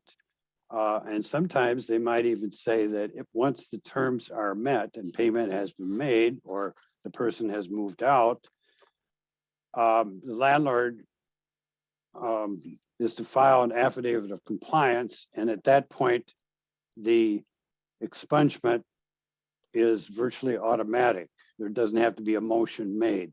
That's really good to have in a settlement. What you're saying is that this case is settled on payment and or move out. But that doesn't get you expunged. But you can at least try to get an automatic expungement by building it into the settlement, providing for a means that the court can become aware of of compliance through an affidavit, and stating that once that's occurred, both parties agree to a settlement or expungement, and although the court could theoretically still deny it, they undoubtedly will not. So you want to look at the settlement. You also want to look at the settlement because the settlement, if it's for payments, specifies what that settlement is.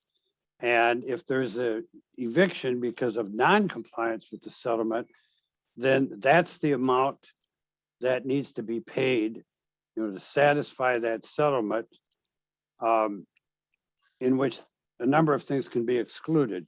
Was the deposit forfeited? Were some payments made? Did the settlement include future rent, which was not paid, but the eviction occurred prior to that particular month? So look at the settlement and then try to figure out, come to an amount of money that is owed to the landlord. And that becomes very important, because if the tenant contacts the landlord and pays the landlord either the amount owed or some figure that the landlord will accept as full payment, then the chances of expungement are greatly enhanced. Sometimes the settlement is the last thing that's filed. Well, you can read something into that. If the settlement is the last thing that's on the court record and nothing happens after that, you can presume that the settlement was followed and that the tenant paid everything that they were supposed to pay. And you can make that representation to the court. And then you also have to be aware that some courts have a court policy of destruction of records. And it's not always the easiest to find out, but if that date has come and gone, that could be another basis for expungement, namely that the court has the authority to destroy the record anyways.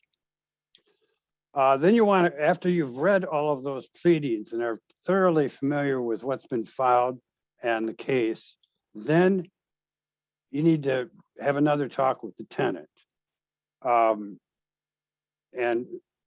for example, if the tenant paid the settlement, continued to live there, was never evicted, you need to find out that information as well, because that will definitely bolster your ability to get an expungement. It's typical in some large apartment buildings where the tenant doesn't pay the rent on the 1st, on the 15th, an eviction is filed, and then there's a settlement, and then there's another one, and another one, and another. Sometimes I've seen as many as 6, and that court sort of demonstrates that the landlord is using the eviction process as bill collection, which they can do. It's not, I don't think it's very nice, but they can do it. But it demonstrates that the tenant stayed there, and that's important. Of course, the last eviction may be real and maybe has to be addressed a little bit better. Also, look for judgments. If there's a cost judgment, that's going to be part of the eviction. It'll state it. If the landlord went after the tenant for rent in conciliation court, of course, then it will be there. And generally speaking, courts will expect a judgment to be paid before they will grant an eviction or expungement. Okay, so get the backstory and find out, if there's something else going on. There could be a lot of animosity. There could be repair issues that weren't exploited, and that kind of helps to figure out the story. And be sure to get the information from the tenant as to what this eviction has cost in terms of being homeless, living with friends, and having minor children. So that's the courts are concerned as to our minor children homeless as well.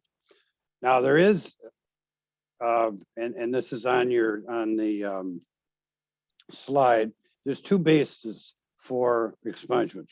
One is there's no basis in law and fact. In other words, there was a defense to the eviction. And a typical one would be improper service.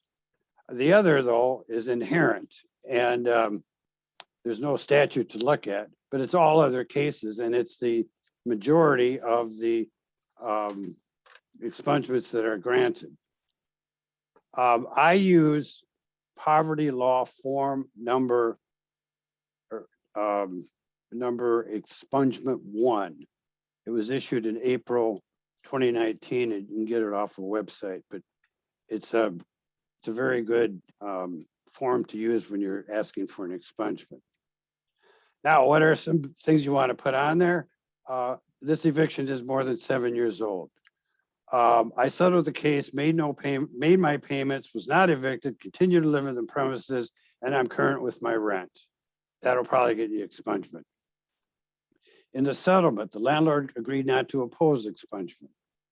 I moved out before the eviction was filed, and you want to state the facts behind that.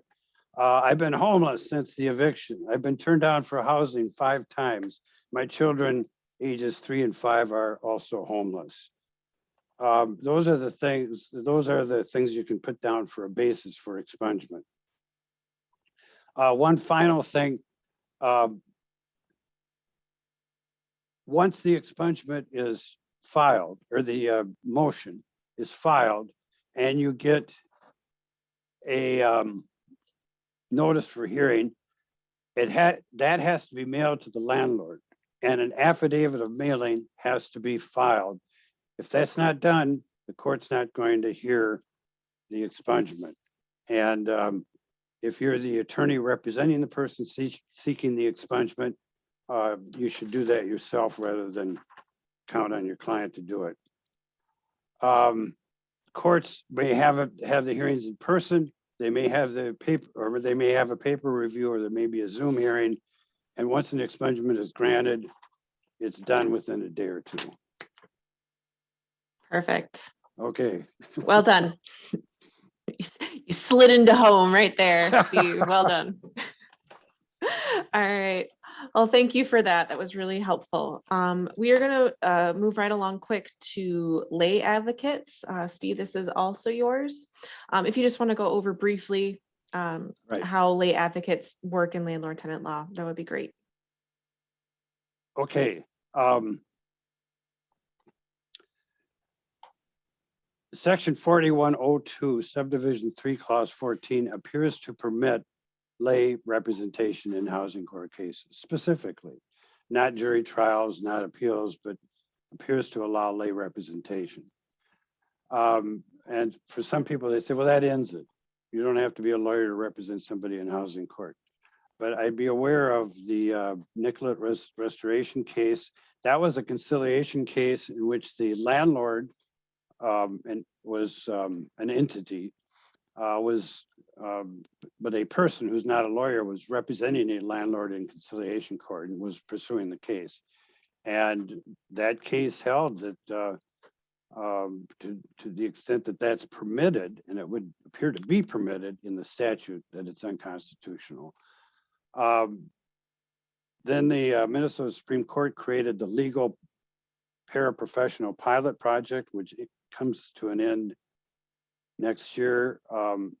Doesn't apply in Hennepin County. Only 18 people have applied, and doesn't seem to really be an effective way to get lay people representing either landlords or tenants. Next slide. Okay, so what can a lay person do? Well, I think they can definitely do these things. They can advise a client. If they're in court, they can sit at counsel table and confer with the client. And if it's a Zoom hearing, they can assist the client in a separate Zoom room, and they can be present. But what can they not do? Even though the statute would appear to allow this, the constitutionality may be in question. And by the way, the constitutional issue is separation of powers. The court does not like the legislature to regulate the practice of law. They hate that. So that's what got that statute declared unconstitutional. And there's no way that you can read that case and say that it's a layperson can act as an attorney in housing court. There's no way. So what can a layperson not do? Probably can't talk in court unless the judge asks a direct question. They probably can't sign a settlement agreement as the attorney for the client, and they probably cannot sign a motion or a pleading. Now the last two issues are easy. Just the client, the tenant can sign it. So that's who should sign it, not the layperson who is assisting the tenant. Okay, Rachel. Wondrous. Thank you so much, Steve, for your time. Appreciate it. All right, so we will round home into our final section for today, post-tenancy issues. This is kind of a potpourri of very different issues that may come up at the end of a tenancy. And we have Managing Attorney Mike Vera joining us to take us home. So Mike, if you want to introduce yourself quick, and then, yeah, we'll go on with it. Sure. Thanks, Rachel. My name is Mike Vera. I'm the managing attorney at Homeline. I run our tenant hotline. I've been working with Homeline for, well, since 1996, so quite a long time. And today I'm going to be talking about things that happen after the tenancy, security deposits, and abandoned property. And then we'll be taking whatever questions you might have. We'll stick around for probably till 4:20, 4:30 if people have questions. So if they haven't been answered today and you want to submit something, please feel free and we'll do what we can to answer it. Go ahead and throw the security deposit slide up if you could, Rachel. Thank you. What I'm going to start with here is just an overview of security deposits. First of all, they're real money. For most landlords and tenants, it's a full month's rent in Minnesota, certainly in the metro area. That's the most common security deposit number we see is a full month's rent. And it is by far the type of case that tenants sue landlords over the most, by far. It's not even close. We keep track of why people call us. As Samuel mentioned earlier today, repairs is the #1 reason tenants call us by far. Evictions and security deposits usually sort of are fighting for second and third. We get a lot of these calls. They're sort of seasonal. They happen during the warm weather months when people are moving in, moving out, which is, makes sense. Nobody wants to move in Minnesota in January if they can help it. During these months that we get an outsized proportion of these types of calls. So it's something that we're very much in the middle of dealing with security deposit season. So first thing I'll mention about deposits is there's a timeline, there's a deadline that landlords have to meet when it comes to returning the deposit to the tenant. The clock, the 21-day clock starts when two, I think of them as triggers, occur. The first is that the tenancy is ended. So that can be complicated sometimes. I mean, if it's a traditional end of the tenancy, say end of a 1-year lease, the tenant leaves on the last day of the year, it's a pretty easy question. But what if the tenant didn't leave on the last day of the year? What if they left on the 15th and the lease ran till the 31st? What would the end date be? Probably the 31st. The tenant leaving early doesn't necessarily mean the tenancy is ended. But if a new tenant moved in on the 16th, if the tenant left on the 15th, then we'd probably use the 16th as the start date. So it's one of those questions that you have to try to figure out. It's one of those starting security deposit issues that we always address early on, trying to figure out when did the tenancy actually end. The other thing that has to happen before the 21-day clock officially starts is that the tenant has to provide the landlord with delivery instructions. It doesn't actually have to be the tenant's official forwarding address. The tenant has no obligation to tell the tenant where they are, and sometimes they don't want to. But they do have to give delivery instructions to the landlord, which usually means a mailing address. The statute on security deposits refers to the 21-day deadline being met by the landlord sending it via first-class mail. So it implies that a mailing address is necessary for delivery instructions. So within those 3 weeks, the landlord has to send either the deposit plus interest, which at present is 1% simple interest. What that means is if you have a $500 deposit, the tenant's there 1 year, it's $5. If they're there 2 years, it's $10. Not a lot of complicated compound math going on, trying to make it as easy as possible for everybody. So anyhow, the deposit plus interest, or a letter saying what happened to the deposit plus interest, or a combination, right? The landlord might send a check for $250, and the other amount, they'll say, hey, I'm deducting the money from your deposit for this reason. So that's the deadline the landlord has to meet. Now, this deadline has a huge penalty built into it. Go ahead and advance the slide. Thanks, Rachel.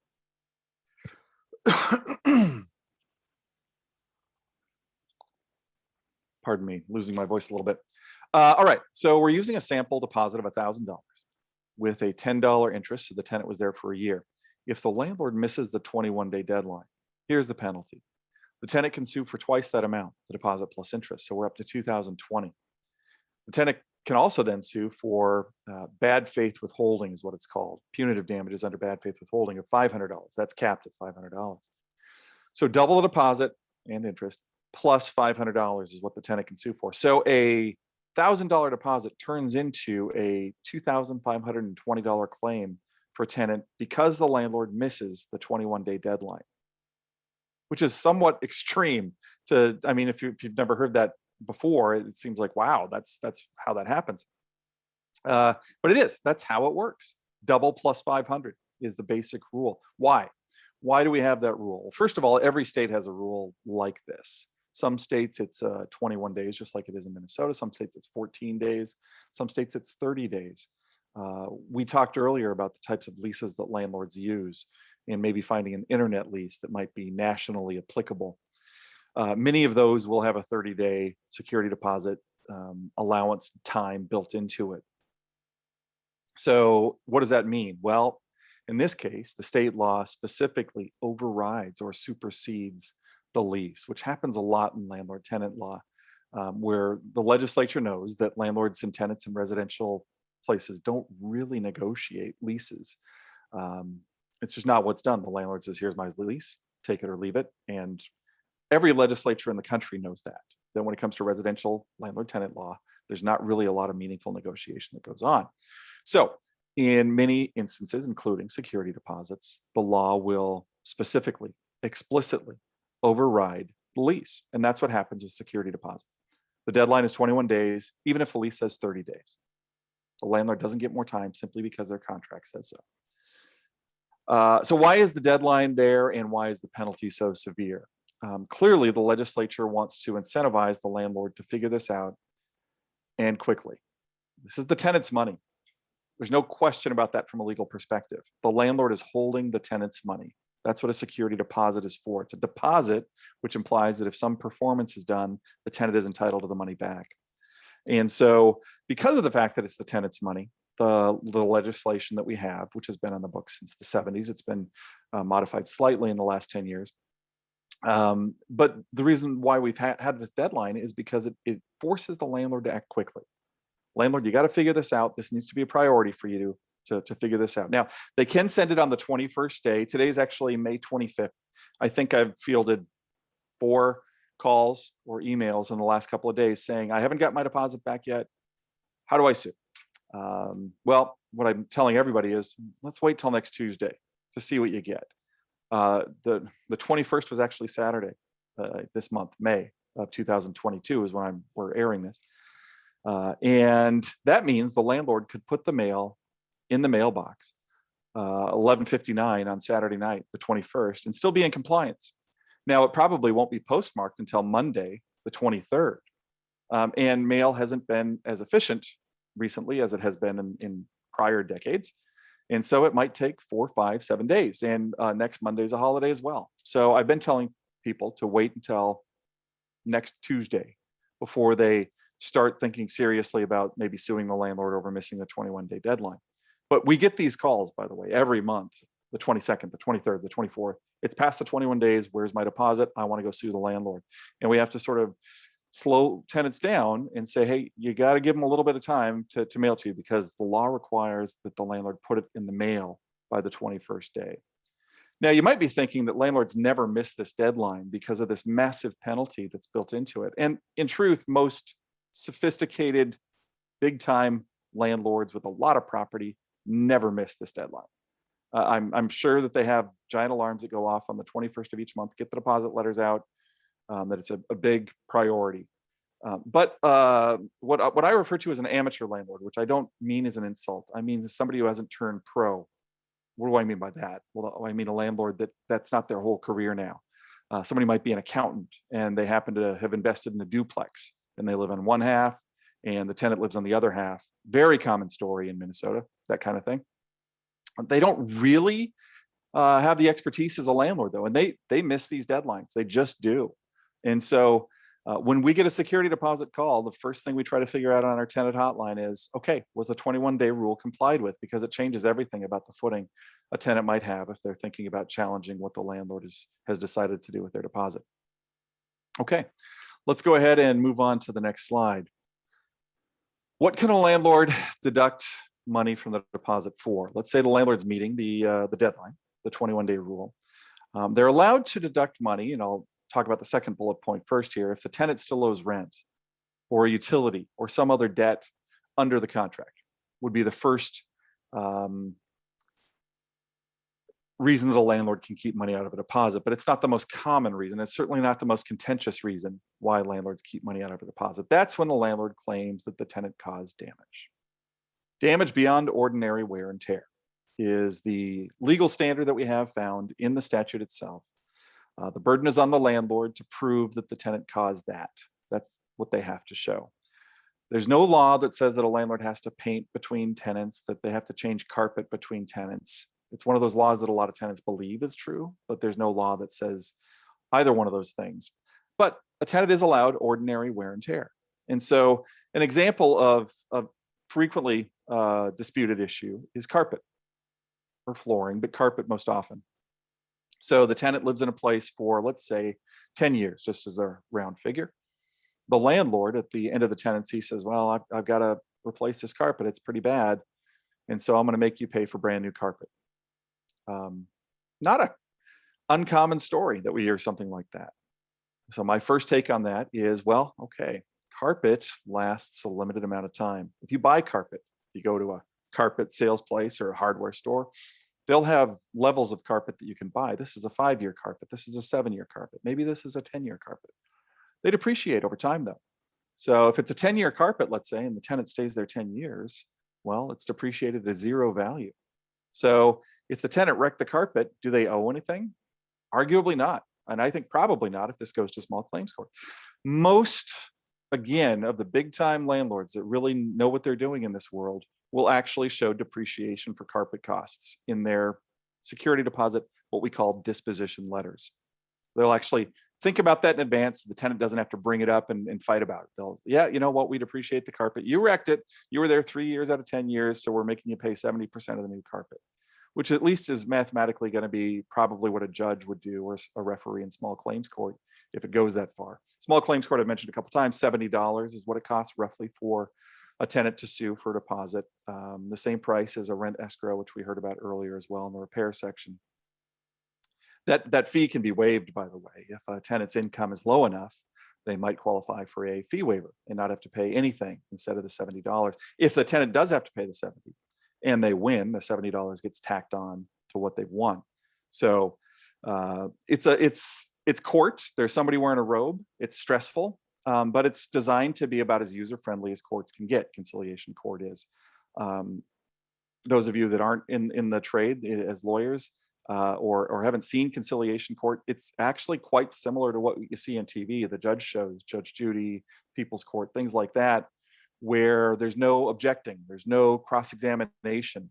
You speak only to the judge, they speak back to you. The judge doesn't really yell at you like on those shows. I mean, they do that for ratings. They want to make it exciting, I guess. But they direct the flow of things. And so each person, the landlord and the tenant, both speak directly to the judge, and then the judge talks to one of them, and that's how it works. So, like I said, it's not the most complicated court, but it is still court. And so, as mentioned, this is the #1 reason tenants sue landlords in Minnesota. By the way, we talked about tenant screening at great length earlier today. This is my go-to way to do landlord screening. If I have a son who's 21, he's in college right now, he might be looking for a place in some future spot in Minnesota and finds a landlord and he asks, should I rent from this landlord? You're a landlord tenant lawyer. What can you tell me? The first thing I do is I would look up the name of the landlord in MinSys, which Steve just mentioned in the expungement section, Minnesota Court Information System, and see how many times that landlord has been sued for keeping a deposit. I think it's really useful information to try to evaluate a landlord. I can tell you this, talking to, I'm not sure how many security deposit tenants I've spoken with in my career, over 1,000, I'm sure. Tenants don't go sue in small claims court for the return of their deposit unless they feel like they got ripped off. Why would they? Why would they take the time out of their day? Why would they spend the $70? Why would they even call us? Right? I mean, why would they take any of those steps if they didn't think that they were ripped off? So the fact that they went and filed the case is, in my mind, a bit of evidence that the landlord was doing something that a tenant thought was unfair. And if the landlord lost the case, well, a court agreed. So my advice to, when it comes to security deposits, I think there's 4 key factors when it comes to the damage thing. And this is what the landlord has to prove, because the burden, under the statute, is on the landlord to show the evidence that the tenant caused the damage that the landlord is claiming. The first thing I think the landlord has to show is how great the place was when the tenant moved in, a move-in condition, right? That's probably best done with photos in both the landlord and the tenant's situation. So if the landlord has a bunch of before pictures right before the tenant got the keys, showing how great the place was, they open up the oven, the fridge, things like that. The tenant, by the way, I would tell to take pictures of anything that's wrong on the day they move in. So next up for the landlord to prove, because they have the burden, is to show how terrible the place was on the day the tenant left. Again, photos are going to be better than a checklist because the tenant might refuse to sign the checklist. Landlord can't really make them. So if the tenant has caused some damage, the landlord is going to take up close pictures of it. My advice always on up close pictures, especially something like carpet, it's fine to take a picture 2 inches away, but I'd also take a picture standing up with something like a nickel or a dime next to the stain or the tear or the rip of the carpet, showing sort of the scale of things. It's a good way to demonstrate that. The next thing the landlord has to show is that the tenant caused the problem that they're claiming was caused, or the damage. Now that might seem just obvious. Hey, the tenant was in possession. Of course they caused the damage. Well, 2014, I want to say, was the year. We had calls from 30 different counties that had flooding in Minnesota. Just call after call after call was flood, flood, flood. Excuse me. A couple months later, we get call after call after call, the landlord keeping the deposit, claiming that the tenant wrecked the carpet. And the tenant, in almost every one of those cases, says, you know what, you're right. The carpet got wrecked while I was there. It's because of the flood. I complained about the mold and the conditions. You didn't do anything about it. And now the carpet's wrecked. So the tenant's argument is, I didn't cause the damage you're claiming. The last thing I think that the landlord has to show is the reasonable value of the things that they're claiming that the tenant damaged. This goes partly to that depreciation argument I mentioned earlier. I'll tell you exactly how we analyze one of these disposition letters if we're helping a tenant prepare for small claims court. So what I do every time is I look at the list. Maybe there's 10 items where the landlord will say something like change light bulbs on one side, and then on the other side of the ledger, it'll say how much it cost, $20, right? And I'll look at those and I'll try to figure out, number one, are they all even numbers? Those are really suspicious looking to me. Really, it was $500 cleaning. By the way, that's the most common thing that we see if we're looking for one item in a dollar value. $500 cleaning. No other explanation, just $500 cleaning. Like that's just something that a landlord is entitled to. No, the landlord's got to say what was dirty, what cleaning did they need to do. The law requires that the landlord say specific reasons for withholding the deposit. They might think that they went far enough by saying $500 cleaning. Maybe that's good enough for the 21-day letter, but it's not going to be good enough for a referee in small claims court. They're going to say, well, what'd you clean? Did you hire a company? Did you have workers do it? Let's see their timesheets. You got any pictures showing me how dirty it was? You say you use materials, show me the receipts. If I'm a landlord, I'm always going to be sending the tenant receipts. I don't want to get sued for keeping a deposit wrongfully. I've already kind of lost if that happens. I'm going to lose a bunch of time and my reputation takes a hit. So if I'm a landlord, I'm going to prove as much as I can to the tenant that the reason for keeping the deposit is legitimate. Receipts go a long way towards doing that. And like I said, my eye looks for common even numbers on a disposition letter. They're a giant red flag to me, having looked at these for so many years. And so I think that a small claims court referee, especially one that does much of this kind of work, would have the same sort of view. But the next thing that I'll look for is the part of that disposition letter that makes the landlord look like they're maybe padding too much. I've seen things like this. I've seen $75 to change one light bulb. So maybe that's right. Maybe it was a really exotic bulb that you had to get imported from Germany or wherever. Fine. Say that. Include the receipt. As the landlord, you should be giving as much information as possibly can to convince the tenant that you have the right to keep the deposit. But if not, that's the first thing we're talking about in small claims court, that $75 light bulb. And if the landlord looks bad with that first topic, well, I mean, small claims court doesn't always last that long. Sometimes it's 5 or 10 minutes. So anyhow, that's what the tenant will do. They'll take the landlord to small claims court, try to claim that they're improperly withholding the deposit. Let's go ahead and slide over to the last topic, abandoned property. Not going to spend a ton of time on this because we're opening up to whatever questions we have, if there are any. And what we're going to talk about is that a landlord generally doesn't just get property when a tenant leaves, even after an eviction. So the basic rule is the landlord has to hold on to the tenant's property for 28 days after the tenant vacates, if the tenant leaves it behind, regardless, once again, of what the lease might say. Many leases say that if the tenant leaves property behind, it's the landlord's to do with as they wish. Once again, the law overrides that. During that 28 days, if the tenant asks for the stuff back, if it's stored on site, they can say, I'm going to come by in 24 hours to get it. If it's stored somewhere else, 48 hours is the limit that the landlord has. And then they have to give the tenant the property back. Now, the landlord might have a claim for holding on to that property, but they can't hold the stuff hostage in exchange for the tenant paying rent or something like that. Now, if there's an actual court case eviction, which Andrea talked about at length, then the landlord can either store it on site. The sheriff, by the way, helps do an inventory of the property if that happens. The sheriff doesn't actually do that. I mean, the sheriff signs off on it. They kind of watch what's going on. But having looked at a lot of these over the years, it's really vague. One bag of clothes, furniture. It'll say things that ambiguous. And so what we always tell tenants, if they can't get everything cleared out, is to document what they had, along with taking the small irreplaceable things, the birth certificates, the baby photos, that might not have that much value to the world, but to them might have all the value of their property that they're wondering if they're going to have a place to put it. After the 28 days, the landlord has the power to throw the stuff away. They can also sell it, which gets a lot more complicated. The landlord has to give some notifications to be able to do that. And if they do sell it and they make a profit, the tenant owed $1,000 in rent and the landlord sold the stuff for $1,500, they're supposed to return the other $500. All right, I've hit 4:20, and we wanted to leave whatever time people had for questions. So now is the time. If you have a question, feel free to submit. Thank you so much, Mike. Just a couple of things quick. If you have questions, feel free to drop them in the Q&A. Thanks everyone for stopping by and sitting with us for 4 hours. The CLE code, just to reiterate, is 455765. Maybe we can just leave that on the screen as well, because people Yep, might that need was, that's the plan. All right. But I will also drop that in the chat as well.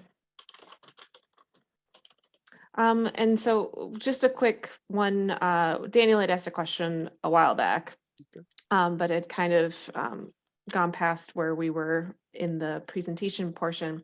But they're asking if the tenant's gas is shut off by the utility company for non-payment, but the landlord does need to provide utility company access to relight the pilot light. What is a reasonable time for the landlord to respond, show up for that sort of thing? I think this was more about the lockout shut off. Right. Portion. No, I get it. I'm thinking in my mind, I don't think this is a lockout. I don't think it's a utility shut off, because that requires bad faith action on the part of the landlord. And the landlord didn't do anything to turn off the gas. It was the utility company that turned it off. Mhm. So I guess an ETRA is possible. An emergency tenant remedies action might be possible in this situation, depending on the type of utility that we're talking about. But if it's the hot water heater and there's no hot water, I guess a tenant could do an ETRA. I mean, a landlord's going to sort of hold up their hands and say, I'm a little bit blameless here, but they're the only ones that can actually make the utility accessible, because it's in the the furnace room, and they are the only ones that has the key. I understand the concept of the question for sure. And I think an ETRA might work, I guess. I don't know that I've run into that before, but that's my first take. All right. Anonymous is asking, good timing question. Is there any way for a landlord to offset storage costs against the security deposit? How can they do that if the landlord has to store the stuff for 28 days, but has to return the deposit within 21 days? Yeah, that's a fair question. So what if the bill that the landlord is waiting for is taking too long? So I'm going to broaden this out, not just storage costs, but utility costs are the biggest one. The landlord will say something like, look, I get billed for utilities quarterly. There's no way I can answer that question within 21 days. And the short answer on that is, sorry, you get 21 days. You get 21 days to figure this out. There's no extension. There's no law that says, if you send a note on the 21st day saying, I'm figuring it out still, which trust me, some landlords try that. It doesn't suffice. You have to figure it out in 21 days. So I think you're going to be making a best guess estimate.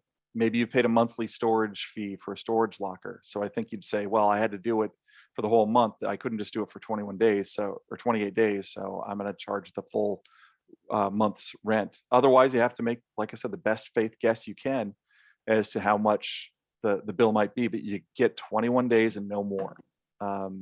That's it. It's a hard speed limit, bright line kind of rule.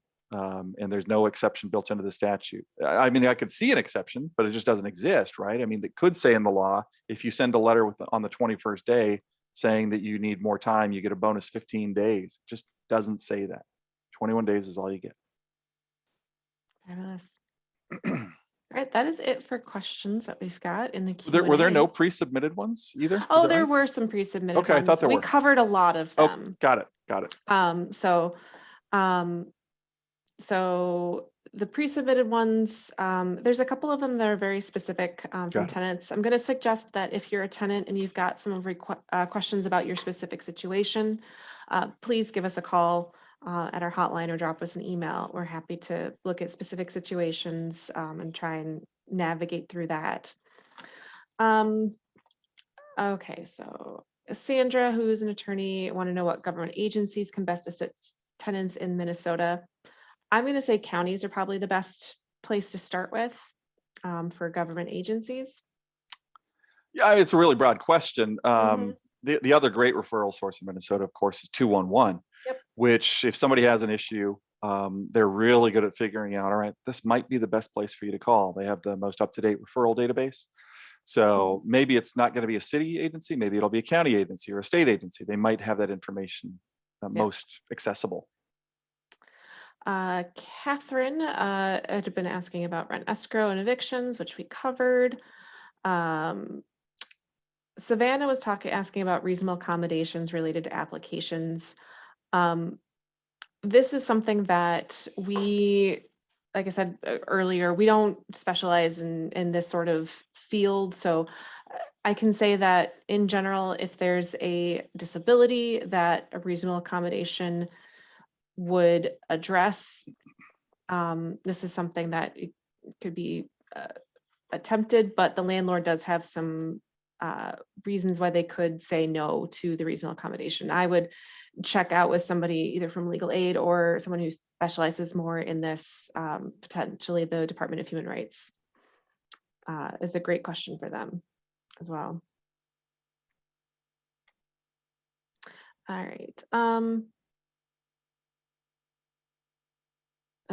right, and then how long must the landlord hold a tenant's property? You just answered that. And Vinny is asking, can Section 8 pay all of the rent if there's no income? I don't know enough about Section 8 to say yes or no on that one. I don't know if you know. Yep, in general, yes, Section 8 can cover all the rent. There have been times in jurisdictions where the tenant was still required to pay some sort of nominal fee, like $50, but that's not universal. So anyhow, yes, it's possible that the tenant owes zero rent. In theory, they owe 30% of their income is what the tenant owes. So if their income is zero, 30% of that is still zero. Perfect. And then we've got one from Hurdy who asked just tenant rights security, and I wasn't certain what that was asking. So if Hurdy, if you're still on and want to elaborate a little bit more on that, feel free in the Q&A. But that's kind of, all right, that's it for the pre-submitted ones. So, oh, and all right, Catherine is a tenant asking about being a partial rent payments. I think that they go on to ask what kind of help can they get to have that resolved. I think that's a question you want to call us about or call 211 about for your specific situation. So yeah, partial payment might be, I'm looking for financial assistance, and 211 is going to have the best list. Partial payment question might be, I paid partial payment, do I have any legal defenses? In which case, absolutely, they should call us about that because it's very detail specific, that kind of question. Yeah. Yeah.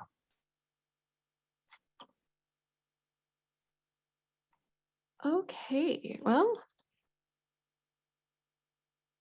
all right, here comes one. Anonymous is saying, it seems that there's a potentially new requirement to notify tenants of emergency assistance and a notice to vacate. Where did that come from and when does it expire? So I think they're talking about the city ordinances here, right? That's all they could be talking about? I mean, the eviction notice requirement that came with the eviction moratorium did have a requirement to and the off-ramp also required notification of the rent help and the rent help stuff. Right, so that's phased out more or less. Well, I mean, all of it's phased out by June 1st. So, but I do believe that the city notices requirements have information about telling people about emergency assistance being available as well. So that would be limited, Minneapolis though. Does, right? Yeah. That would be limited to just those cities, Minneapolis, St. Louis Park, and Brooklyn. I'm sorry. Is it Brooklyn Center or Brooklyn Park? Wow, I blanked on that. Yes. Brooklyn and then I did also mention briefly like 4 hours ago about the CARES Act does not, but the HUD public housing notice requirement does have a requirement for listing local emergency assistance. And again, that would only be HUD covered properties. HUD covered properties. So there isn't a blanket one, but it very well may apply to your specific situation. So. Great questions. Well, thank you, Rachel. Not everybody can know this or would know this, but you ran all the tech today and made sure that everybody showed up on time and gave everybody instructions on what to talk about and focus on. So thank you for making this all so seamless today. Happy to help out. And I've enjoyed this. Thank you, everyone who joined us today. It is now 4:29, so I think we are spot on time. So thank you. And yeah, again, this will be posted to our website. We'll include a PDF of the slides. And again, that code, if you need it, is 455765. Thank you all. Have a great rest of your day now.